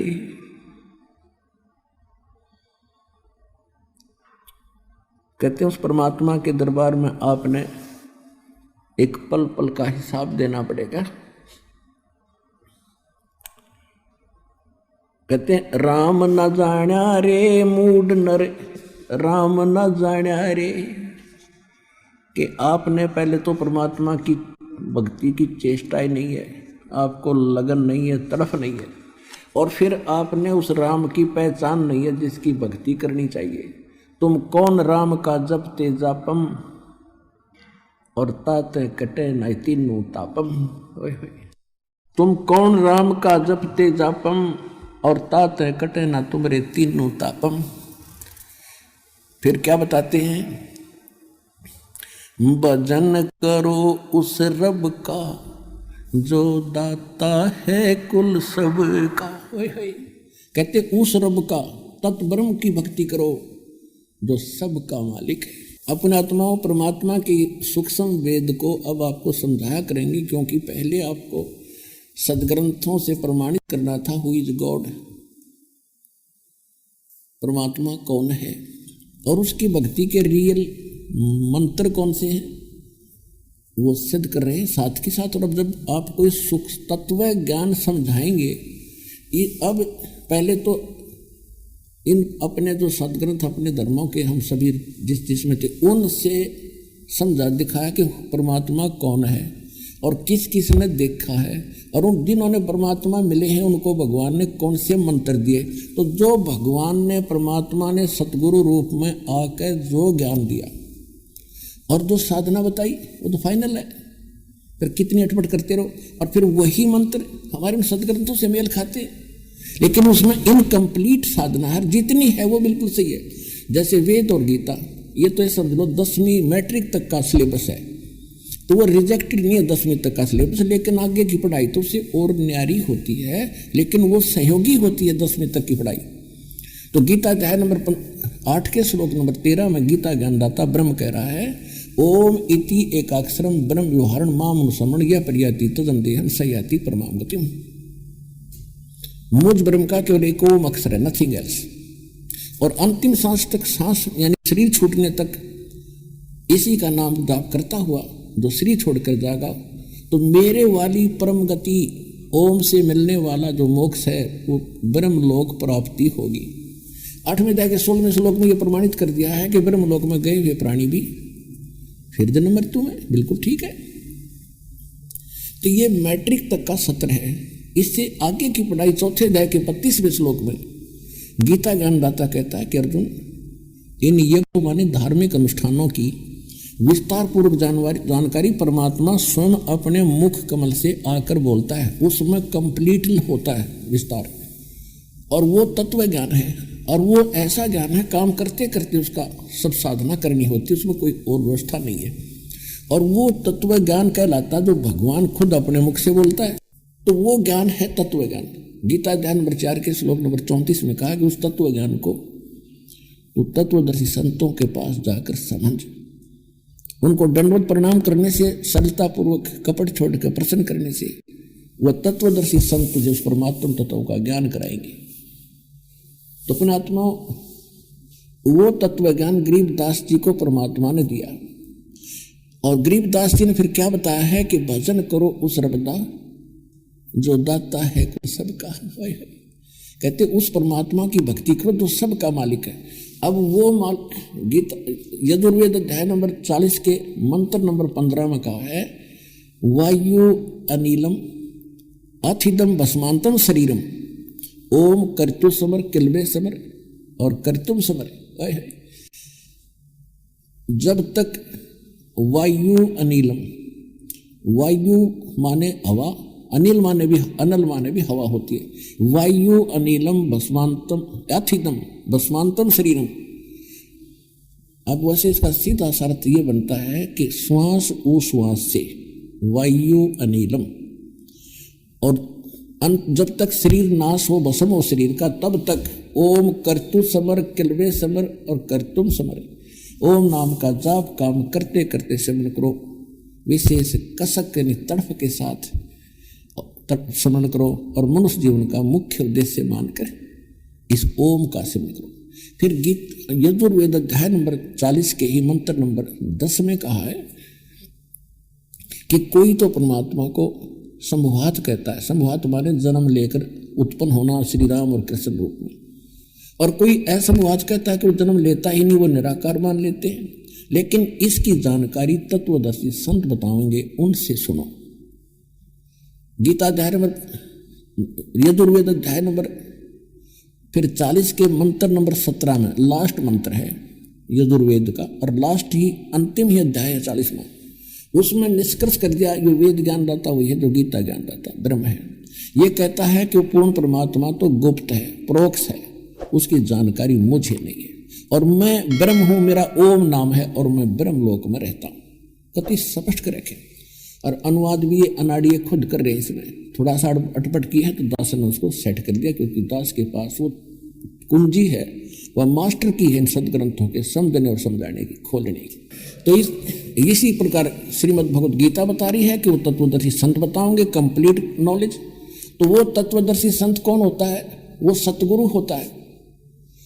कहते 9 मण सूत उलझिया ऋषि रहे झक मारे, और सतगुरु ऐसा सुलझा दे भाई उलझे न दूजी बारे। अब क्या बता रहे हैं कि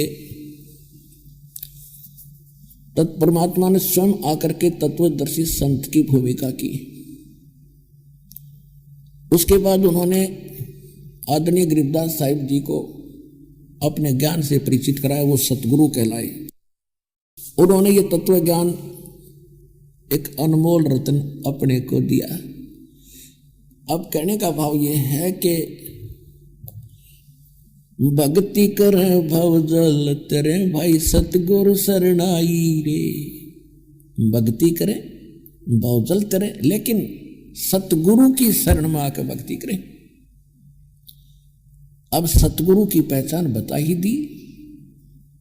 सतगुरु के लक्षण कहो मधुरे बैन विनोदे, 4 वेद 6 शास्त्र वो कहे 18 बोधे। कि वो सतगुरु होगा जो सभी सदग्रंथों का निष्कर्ष निकाल के वर्ड टू वर्ड आपके समक्ष रख देगा, वो तत्वदर्शी संत यानी सतगुरु होगा। ये लक्षण है। अब गरीबदास जी ये ज्ञान सुनाया करते थे, गांव वाले के समझ में कत्ती नहीं आया करता, ये बांड है, सारे दिन काम करेंगे, भक्ति करेंगे। अब क्या कहा करते थे, गरीबदास जी कहते थे, नाम सोवत नाम उठत नाम बैठत नाम सोवत जागवे, नाम खाते नाम पीते नाम सेते लागवे। यानी काम भी करो भजन भी करो। यही गीता प्रमाण देती है। 8वें अध्याय के 5 और 7 मंत्र में गीता ज्ञानदाता कहता है कि अर्जुन मेरी भक्ति करनी है तो मैंने बता दिया 8वें अध्याय के 13वें श्लोक में मेरा ओम नाम है, और युद्ध भी कर मेरी भक्ति भी कर, जो चिंता ना करे मुझे प्राप्त होगा। 8वें अध्याय के 8, 9, 10 3 मंत्रों में उस परम अक्षर ब्रह्म की भक्ति करने के लिए कहा, तो उसकी भक्ति करेगा जो साधक उसको प्राप्त होगा, लेकिन उसकी जानकारी मेरे पास नहीं है। वो तो उसने बताई थी कि तत्वदर्शी संतों के पास जाकर समझ। फिर उसका मंत्र का संकेत कर दिया 17वें अध्याय के 23वें श्लोक में गीता जी कि ओम तत्सत इति निर्देश ब्रह्मण त्रिविदय समर्थ। ब्राह्मणा तेन वेदा यगा विहिता पुरा। कहने का भाव यह है कि उस सच्चिदानंद घन ब्रह्म परम अक्षर ब्रह्म के पाने का ये 3 अक्षर का मंत्र है। ओम तो इसने क्लियर कर दिया, इसका है ही। और गीता अध्याय नंबर 15 के श्लोक 16 और 17 में 3 पुरुष हैं, 3 भगवान हैं, 3 प्रभु हैं, सरपुरुष अक्षर पुरुष, और तीसरा जो इनसे अन्य है वो 8वें अध्याय के 13वें श्लोक में इसने क्लियर कर ही दिया कि परम अक्षर ब्रह्म है, जिसकी जानकारी होने के बाद यहाँ की कोई वस्तु डिमांड नहीं रखता प्राणी, केवल जरा और मरण से वृद्धावस्था और मृत्यु के इस कहर से छूटने का ही प्रयत्न करते। तो ये 3 पुरुष हैं और इन तीनों के 3 नाम हैं। सरपुरुष का ओम ब्रह्म कहते हैं, इसको ज्योति स्वरूपी काल भी कहते हैं, वो तो क्लियर है, सार्वजनिक है। और तत् ये है अक्षर पुरुष का मंत्र, ये एक सांकेतिक है, कोड वर्ड है। और तीसरा सत्य है, ये परम अक्षर ब्रह्म का उस पूर्ण परमात्मा सत्य पुरुष का मंत्र है। इसको सार नाम भी कहते हैं, आदि नाम भी कहते हैं। इसी लेकिन आदि नाम, सार नाम, सत्य ये कोड वर्ड है। वो सार नाम, आदि नाम कोई अन्य मंत्र है जो इस विश्व में दास के अतिरिक्त किसी के पास उपलब्ध नहीं है, तो कोई सतगुरु भी नहीं है।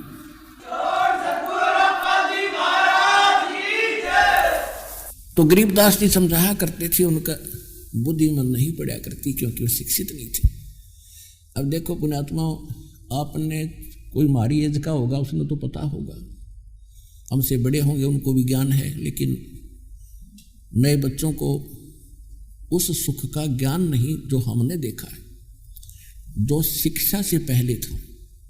जब तक हमारे समाज में यह शिक्षा की आग नहीं लगी थी, तब तक कितना भाईचारा, कितना प्रेम, एक दूसरे को दुखी देखकर सारा गांव दुखी हुआ करता, उसकी मदद के लिए टूट पड़ता था।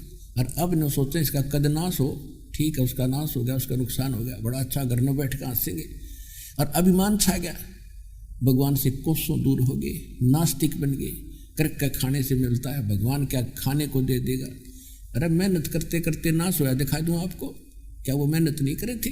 मेहनत तो करनी पड़ेगी, मजबूरी है, क्योंकि शरीर ऐसा है, बिना करे तुम पाओगे कहाँ। तो भगवान ने काम करने से मना नहीं करा।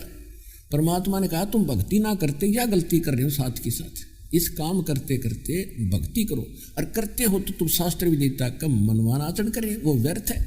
इतनी सी बात बताया करते थे।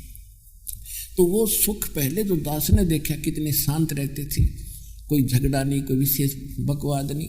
और अब देखो ऊपर से तो सब ऐसे देखे, बड़े उज्जवल कपड़े पहन रखे, मोटरसाइकिल कार ले रखी है, चमकीला मकान बना रखा है, अंदर आग लग रही है घर घर में।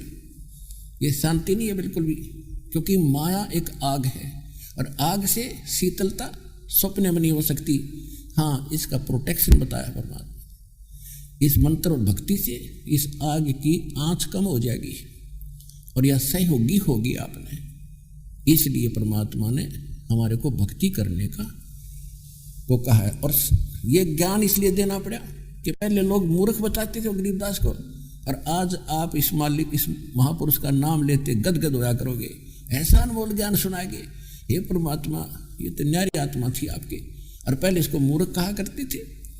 तो यह शिक्षा देनी पड़ी अपने शरण में लेने के लिए। और फिर इस ज्ञान में इतनी ताकत है, इस आग ने बुझावेगा, इस अहंकार ने तोड़ेगा, जीव को अपनी स्थिति की, अपनी औकात का ज्ञान होगा, और आगे चलने के लिए जो आवश्यक वस्तु चाहिए, जो ना चाहिए उनको त्यागने की आपके अंदर एक बुद्धि देगा और हिम्मत देगा।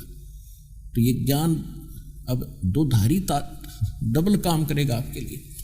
भगवान को पहचानेंगे और अपने अहंकार को छोड़कर भगवान मिलेगा। अब छोटी सी पोस्ट कोई पाएगा, देख लो आप जाकर अफसरों में, मैं आकड़ के बैठेगा कुर्सी पर, जानो कि राखी बन गया, और कल एक्सीडेंट में मर जा, गधा बना पाओगा, कुर्सी न कुर्सी कुछ नहीं तेरे पास। कहने का भाव ये है, एक इंसान बनकर अपनी जो मजदूरी दी है भगवान ने, चाहे अफसर बना है, चाहे गरीब है, चाहे कलरक है, अपनी भगवान से डर के, अपनी जिम्मेदारी समझ के, और सामने खड़े को भी भगवान का बच्चा समझे और अपनी कर्तव्य कर्म करे तो पाप से बचे। भक्ति भी साथ करनी चाहिए, जीव उद्धार होगा। तो इस ज्ञान से फिर हमारा अहंकार भी टूटेगा, संसार से मोह भी छूटेगा कि ये अपना नहीं है। आज मान लो, या मृत्यु के बाद तो सच्ची हो जाएगी। तो बुद्धिमान वही होता जो पहले मान ले, हाँ ये अपना नहीं है। इसलिए जब अपना नहीं है तो यहाँ खाड़े क्यों करें, सब सांग जोड़ने का कोठी बड़ी बना दूँ, घनिया प्लाट खरीद लूँ, और वो खरीदे खरीदे रहे वहाँ चलो, ये तो तुम्हारे रहने ही नहीं, ये तो छोड़ कर जाने पड़ेंगे, चाहे कितने खरीद लो।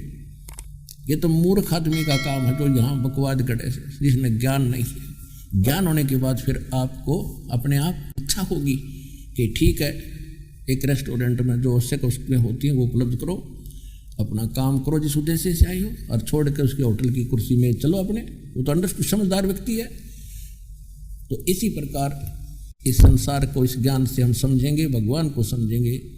तब गरीबदास जी ये ज्ञान सुनाया करते थे, जो आज दास उन्हीं के दिया हुआ आपको सुना रहा है। आपको कितना अच्छा लग रहा है, और कैसे गदगद हो रहे हो, और कैसे शुक्र मना रहे हो उस महापुरुष का कि कैसे आकर उन्हें दया करी, किस पर कैसे रजा करी भगवान ने। और ऐसी प्यारी आत्मा थी परमात्मा की जिसके लिए भगवान ने स्वयं आना पड़ा। तो उसके ऐसे महापुरुष के नाम लेने से भी हमारे शुभ संस्कार बनते हैं। तो कहने का भाव ये अपना आत्मा। अब गरीबदास जी ये वाणी बोला करते, किसी का पल्ला ना पड़ी। 3 वर्ष बीत गए और बावड़ा बावड़ा करने लग गए, उसको पागल कहने लगे गरीबदास जी को। एक दादू पंथ के गोपाल दास नाम के एक महात्मा थे, बनिए यानी लाला जी वैसे कुल में जन्मे थे, और वो परमात्मा की प्राप्ति के लिए घर छोड़ कर, क्योंकि बाल बच्चे समझदार हो गए थे, उनको सारा काम संभलवा दिया था, तो दादू साहब के पंथ में दीक्षित हो गए। और दादू साहब को भी परमात्मा सचखंड लेकर गए थे जब वो 7-8 वर्ष के थे, और फिर उनको वापस छोड़ा था। तो दादू साहब ने जो वाणी बोली थी परमात्मा के बारे में, तो उन वाणियों को पढ़कर वो काफ़ी प्रभावित थे, वाणियों से काफ़ी लगाव था उनका। तो वो दादू पंथी 65 साल की उम्र के गोपाल दास साधु वेशभूषा करके और घर छोड़ के ज़्यादातर वो घूमते फिरते रहते थे। तो ऐसे घूमते घूमते 3 वर्ष के बाद वो अपने उस छुड़ानी में कोई शिष्य था उनका, उनके पास गए। तो छुड़ाने के उस व्यक्ति ने साथ उस गोपाल दास जी से कहा कि महाराज, हमारे एक लड़की का लड़का है, क्योंकि गरीबदास जी का मूल गांव करौथा है, जिला रोहतक के अंदर, और उसके नानके थे छुड़ानी में। गरीबदास जी का कोई मामा नहीं था, यानी गरीबदास जी की माँ के भाई नहीं थे, वो बहन थी। तो गरीबदास जी के पिता को, जो करौथा गांव के थे, उनको घर जमाई रखा था और वहाँ का वारिस बना दिया था। 1400 बीघे जमीन, यानी 2500 बीघा जमीन थी, 1400 एकड़ बन जाती है। जैसे राजस्थान में बड़े बीघे आजकल भी चल रहे हैं, यहाँ भी 3.25 बीघे का, वर्तमान के जो 5 एकड़ का बीघा बनता, 5 बीघे का 1 एकड़ बनता है, तो उस समय वो बीघा जो था इस 3.25 बीघे का था, यानी 1 किले से थोड़ा सा कम। तो ऐसे 2,500 बीघा जमीन गरीबदास जी के नाना जी के पास थी और उसकी पूरे वारिस उसके पिताजी के बाद इकलौता पुत्र गरीबदास जी, यानी 2,500 बीघा यानी 1400 पौने 1400 एकड़ जमीन के मालिक थे गरीबदास जी। तो वहाँ गरीबदास जी का जन्म 12 वर्ष सुरानी में जाने के बाद हुआ था, तो वहाँ के निवासी हो गए थे, तो इसलिए लड़की का लड़का कहा जाते थे उनको। तो गोपाल दास जी से उसके सेवक ने कहा कि महाराज हमारी एक लड़की का लड़का, ऐसे ऐसे एक बाबा जी ने कुंवारी गाय का दूध पिला दिया जादू जंतर करके निकाल के, और वो तो मर गया था, मृत्यु को प्राप्त हो गया था। ये तो भाग अच्छे थे वो लड़की के, वो जीवित तो हो गया पर बाबा जी पागल हो गया। और सुना है कि संतों की विद्या संत ही काट सकते हैं, आप ही उस जंतर मंत्र का कुछ इलाज कर दो तो बड़ा उपकार होगा। गोपाल दास भी थोड़े बहुत झाड़े झूड़े लाना सीख लेते हैं, छोटी बड़ी सिद्धि करके। उसने कहा कि लाओ बुला के ठीक कर दूंगा। तो वो व्यक्ति गया, उस चौधरी साहब से, शिवलाल नाम थे उनका, छुटानी के जो उनके नाना जी थे गरीबदास से, उनसे कहा कि ऐसे ऐसे मेरे पास एक संत आए हैं और बच्चे को ले चलो। वो कहते मैं ठीक कर दूंगा। तो 5-7 बड़े बड़े व्यक्ति और चल पड़े, वो पहुंच गए। अब गोपाल दास ने पूछा कि बेटा वो कौन था जिसने तेरा जीवन बर्बाद कर दिया? तो गरीबदास जी कहने लगे, गोपाल दास जी मेरा जीवन बर्बाद नहीं आबाद कर दिया। क्या बताया? अनंत कोट ब्रह्मांड का एक रति नहीं भारे, सतगुरु पुरुष कबीर हैं ये कुल के सृजनहार। अजब नगर में ले गए हमको सतगुरु आने, जल के बिंब अगाध गुती वहां सूते चादर ताने। अब परमात्मा की प्राप्ति का सारा विवरण गोपाल दास को समझा रहे हैं कि खुद परमात्मा सतगुरु रूप में आए थे और मुझे यहाँ से आकर लेकर गए, और वहां जाकर पता चला कि वो वहाँ है परम शांति। अजब नगर में ले गए हमको सतगुरु आने, जल के बिंब अगाध गति हम सूते चादर ताने। कि मैं तो ऐसा ठिकाना देखा और ऐसा मंत्र मुझे मिल गया, अब मैं तो चादर तान के सो गया। चादर तान के सोना, कति बेपरवाह हो जाना, कति टेंशन लेस। जैसे गांव में कहा करते ऐसा चादर तान के कोई और काम नहीं रहा तेरे को, तो कहा करते कि कति काम फारिग होकर सो जाते चादर ओढ़ के, तो उसको कहते हैं कति सारा काम मैंने मिट गया तेरा। तो यहाँ गरीबदास जी कहते हैं जल के बिंब अगाध गति, ऊपर अगाध माने आगे की, और वहाँ की जो चमक धमक मैंने देखी। अब मैं तो स्थान को देखकर आया हूँ और ऐसा मंत्र भक्ति मुझे मिल गई, मैं तो चादर तान के सो गया, मेरा मोक्ष तो निश्चित है कति। तो इस प्रकार सुनकर फिर क्या बताया कि कबीर कौन था? उस दादू पंथी संत ने कहा कि कौन कबीर? तो क्या बताया? हम सुल्तानी नानक तारे दादू को उपदेश दिया, जात जुलाहा भेद न पाया वो काशी में कबीर हुआ। और दादू जी ने क्या कहा है? जिन मुझको निज नाम दिया सोए सतगुरु हमारे, दादू दूसरा कोई नहीं वो कबीर सिरजनहारे। दादू नाम कबीर की जय कोई लेवे ओटे, वाकु कबे लग नहीं ये काल वज्र की चोटे। केरी नाम कबीर का ये विषम काल गजराज, दादू भजन प्रताप से वो भाग गए सुनत आवाज। अब दादू की वाणी सुनी, दादू जी के ग्रंथ में ये वाणी विद्यमान है। अब दादू उस समय ग्रंथ साहिब में हाथ से लिखा हुआ था, ये सारी वाणी विद्यमान है, लेकिन बाद में इन्होंने वो वाणी निकाल दी जो ये दास आपको सुनाता है। अब जो वर्तमान इनके पास ग्रंथ है उसमें से ये वाणी निकाल दी, क्योंकि सभी ये सोचते हैं कि हम जिस संत की शरण में है वो भगवान है और इससे बड़ा कोई नहीं हो सकता। अब भगवान तो भगवान ही रहेगा, उसको छोटा बड़ा कर ही नहीं सकते। तो गरीबदास जी ने कति खुल्लम खुल्ला निर्णय किया कि मैं उस भगवान, वो भगवान जो काशी में आया था धानक रूप में, और इसी प्रकार नानक साहब जी को मिले थे कि हम सुल्तानी नानक तारे।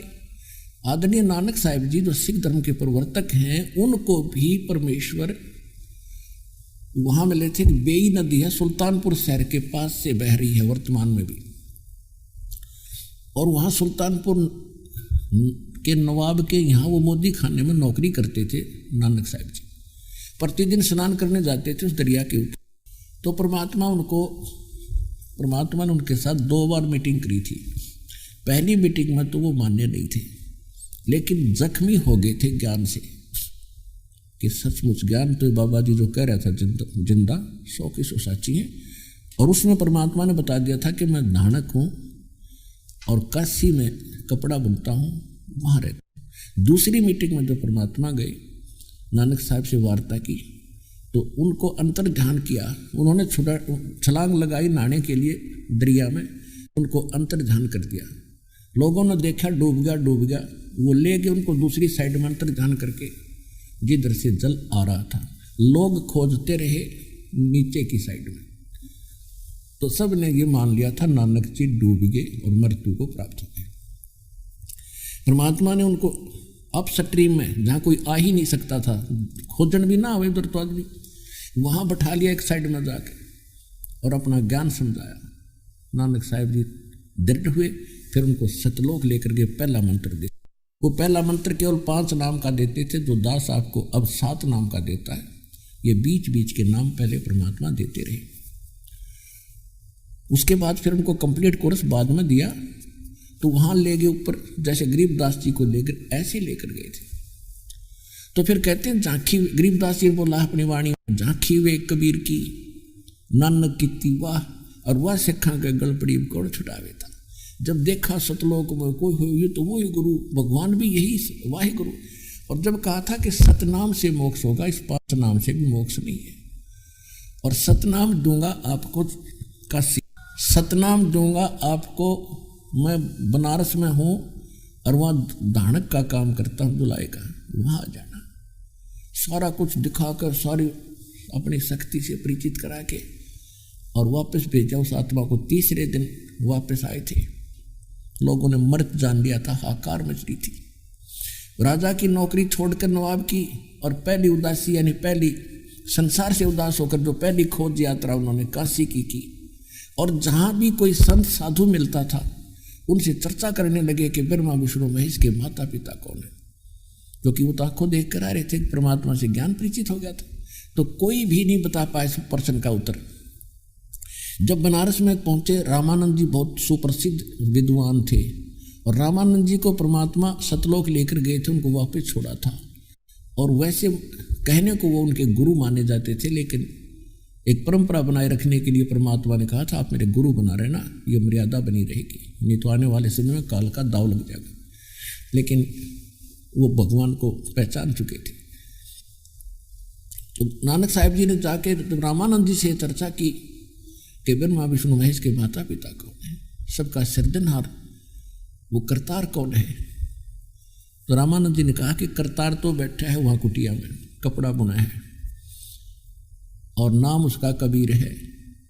और ब्रह्मा विष्णु महेश के माता पिता मुझे मालूम नहीं था, उसी करतार ने बताए हैं। दुर्गा उनकी माता है और पिता इनका काल है। नानक जी गदगद हो गए, ओहो अब ठिकाना मिल गया कि अब पाओगा, यहाँ पाओगा, जरूर मिलेगा। तब नानक साहब जी ने कहा कि मुझे मिलाओ, कहाँ वो देखूं, दर्शन करूं। तो उस रामानंद जी ने, स्वामी रामानंद जी ने 2-3 सेवक भेज दिए अपने, जो कबीर साहब का ज्ञान पहले से सुनते रहे थे। 1-2 सेवक भेजा कि जाओ भगवान से मिलाओ। तो रास्ते में चर्चा चलती जा रही थी। वो छोटे यानी वो व्यक्ति जो परमात्मा के शिष्य थे, और वो सारी कथा सुनाते जा रही नानक जी को। और फिर जाकर देखा जो रूप उस सतलोक में था, वहां तेजो में शरीर था, और जो बेई नदी से उनको लेकर गया था वही स्वरूप, नो के नो वही सूरत। ओए होए, कहते ये बैठा भगवान है, वो तो देख रहा आँखों। तब गुरु ग्रंथ साहिब के अंदर एक वाणी लिखी है, शब्द है 24 पृष्ठ पे, फाई सूरत मुलुकी वेश ए ठगवाड़ा ठगी देश। ये खरा सियाणा बहुता बार लोगों धानक रूप रहा करता है, अरे धानक रूप रहा करता है। यह बैठा भगवान और सारे दुल्हा आके इकट्ठे हो गए, अभी पंजाब का आदमी और इस नीरू के पुत्र को भगवान बतावे, है भोला आदमी, उनका समझ में नहीं आ रही, वो आख्या देख रहे, आंखों से पानी टपके और धानक रूप रहा करतार, धानक रूप रहा करतार। अब 731 पृष्ठ पे गुरु ग्रंथ साहिब में एक शब्द है, वाणी है कि अंधुला नीच जात परदेसी मेरा और छिन आवे तिल जावे और जाकी संगत नानक रेंदा क्योंकर मोंडा पावे। कि नीच जात परदेसी मेरा है, प्यार में कह रहे हैं। और एक पल में देखो ऊपर, दूसरे पल में धरती पे। अब ऐसे समर्थ सक्षम की मैं कैसे अंत पाऊं, कैसे इसका किक के गुण गाऊं। 731 पृष्ठ पे लिखा है, 721 पे लिखा है कि एक अर्ज गुप्तम पेश तो दर कौन करतार, हक का कबीर करीम तू बे ऐब परवरदिगार। एक अर्ज गुप्तम, एक गुप्त अर्जी है, मेरी प्रार्थना है भगवान तेरे दर पे, हे सच्चे सर एक शब्द स्वरूपी राम, हे पूर्ण करतार, सारी सृष्टि के रचने वाले। कौन? हक्का कबीर। हक्का कबीर माने सत कबीर, करीम माने दयालु। हक्का कबीर करीम तू बे ऐब परवरदिगार, निर्विकार परमात्मा है तू। तो ये प्रमाण उन महापुरुषों ने दिए हैं उस परमात्मा कबीर जी के बारे में कि धानक रूप रहा करतार। फिर यही बात गरीबदास जी कह रहे हैं, हम सुल्तानी नानक तारे दादू को उपदेश दिया, वो जात जुलाहा भेद न पाया, काशी माहे कबीर हुआ। अनंत कोट ब्रह्मांड का एक रति नहीं भारे, सतगुरु पुरुष कबीर ये कुल के सिरजनहारे। ओए होए, कि सारी सृष्टि के रचने वाले ये परमात्मा कबीर जी हैं। और यही नानक साहिब कह रहे हैं, यही दादू साहिब कह रहे हैं, और यही धर्मदास जी कह रहे हैं जिनको भगवान मिले, और यही घीसा साहिब जी कह रहे हैं, और यही मुल्कदास जी कह रहे हैं कि वो कबीर परमात्मा है, सारी सृष्टि के रचनहार हैं। जिनको परमात्मा वहां लेकर गए, अपने से परिचित कराया, उन्होंने तो ठोक कर गवाही दी। और कबीर साहब भी कहते हैं कि जो देखेगा मेरे धाम को, जो मुझे वहां देख लेगा वो मानत है मुझ। और गरीबदास तो से कहूँ सुन गायत्री कुछ, कि गुद गायत्री गुप्त भेद बता दूं बेटा गरीबदास। कबीर साहब कहते हैं कि मुझे वहां जो देख लेगा, उस समय की बात कह रहे थे कि वो जानत है मुझ, वो जानेगा मैं भगवान हूँ। और गरीबदास तेरे तो ये गुप्त बात बता देता हूँ, बाकी यहाँ कोई नहीं मानेगा भी, लेकिन मैंने जो तुझे ज्ञान दिया है इस पे रहना, भक्ति करना और इस ज्ञान को लिखवा देना। आने वाले समय में मेरे बच्चों का बहुत घना काम आएगा। तो आज वो अपने काम आ गया। अब देखो पुण्यात्माओं, परमात्मा तो सारी सृष्टि के मालिक हैं। ये सारा बाग उसी परमात्मा का, ये सारे ब्रह्मांड, असंख्य ब्रह्मांड जो उसी परमात्मा के एक बाग है, बगीचा है। और ये प्राणी रूपी उनके सभी पौधे, पेड़ पौधे, बूटे हैं। और उस परमात्मा तो धनी है, सबका मालिक है, उसका ये बाग है। और गरीबदास जी उस परमात्मा धनी बाग के मालिक के माली हैं। और वो क्या बता रहे हैं, और उस माली ने यहाँ बाग लगाया है सच्चे ज्ञान का। तो उसके विषय में दास आपको क्या सुनाएगा। तेरे लगे रे सत्संग बाग हो बाग, गरीबदास चमन के माड़ी। तेरे सतसंग बागे हो बाग, गरीबदास चमन के मारी। सतसंग से सोधी आवे, नहीं जीव 84 में जावे। सतसंग से सोधी आवे, नहीं जीव 84 में जावे। अब मेटो द्वेष और राग हो राग, या उम्र बतेरी जाली। अब मेटो द्वेष और राग हो राग, या उम्र बतेरी जाली। तेरे लगे हो गरीबदास चमन के मारी।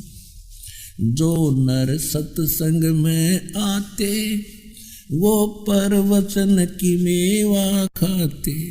जो नर सत्संग में आते, परवचन की मेवा खाते। उनके मर्यासन से नाग हो नाग, जिन सुरत पूरे गुरु से लाली। उनके मर्यासन से नाग हो नाग, जिन सुरत पूरे गुरु में लाली। तेरे लगे सत्संग बाग, गरीबदास चमन के माली। तेरे लगे सत्संग बाग, गरीबदास चमन के माली। सत्संग में बूटे साधु, एक से एक अगाधु। सत्संग में बूटे साधु, एक से एक अगाधु।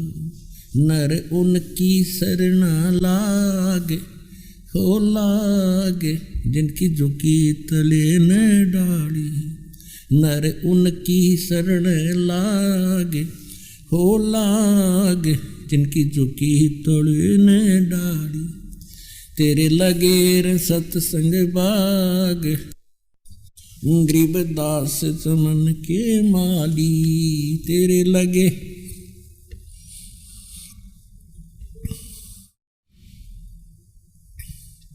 तेरा तरुवर राम देवानंद, उसका लाग गया एक अमर कंद। तेरा तरुवर राम देवानंद, उसका लाग गया एक अमर कंद। मोह दे दिया अमर सुहाग, वो सुहाग मेरी जोत गगन में बाड़ी। मोह दे दिया अमर सुहाग, वो सुहाग मेरी जोत गगन में बाड़ी। तेरे लगे सत्संग बाग, गरीबदास चमन के मारी। तेरा तरुवर राम देवानंद, उसका लाग गया एक अमर कंदे। तेरा तरुवर राम देवानंद, उसका लाग गया एक अमर कंदे। मोह दे दिया अटल सुहाग, वो सुहाग मेरी जोत गगन में बाड़ी। मोह दे दिया अटल सुहाग, वो सुहाग मेरी जोत गगन में बाड़ी। तेरे लगे सत्संग की अमर कहानी, बिरले संत विवेक की न जानी। सत्संग की अमर कहानी, बिरले संत विवेक की न जानी। जागे राम पाल के भाग हो भाग, मिली सार शब्द की ताड़ी। जागे राम पाल के भाग हो भाग, मिली सार शब्द की ताड़ी। तेरे लगे तेरे लगे सत्संग बाग हो बाग, गरीबदास चमन के माड़ी। सत्संग की अमर कहानी, बिरले संत विवेक की न जानी। सत्संग की अमर कहानी, बिरले संत विवेक की न जानी, जागे रामपाल के भाग हो भाग। मिली सारे शब्द की ताली, जागे रामपाल के भाग हो भाग। मिली सारे शब्द की ताली, तेरे हो भाग। गरीबदास समन के मारी। अब इसमें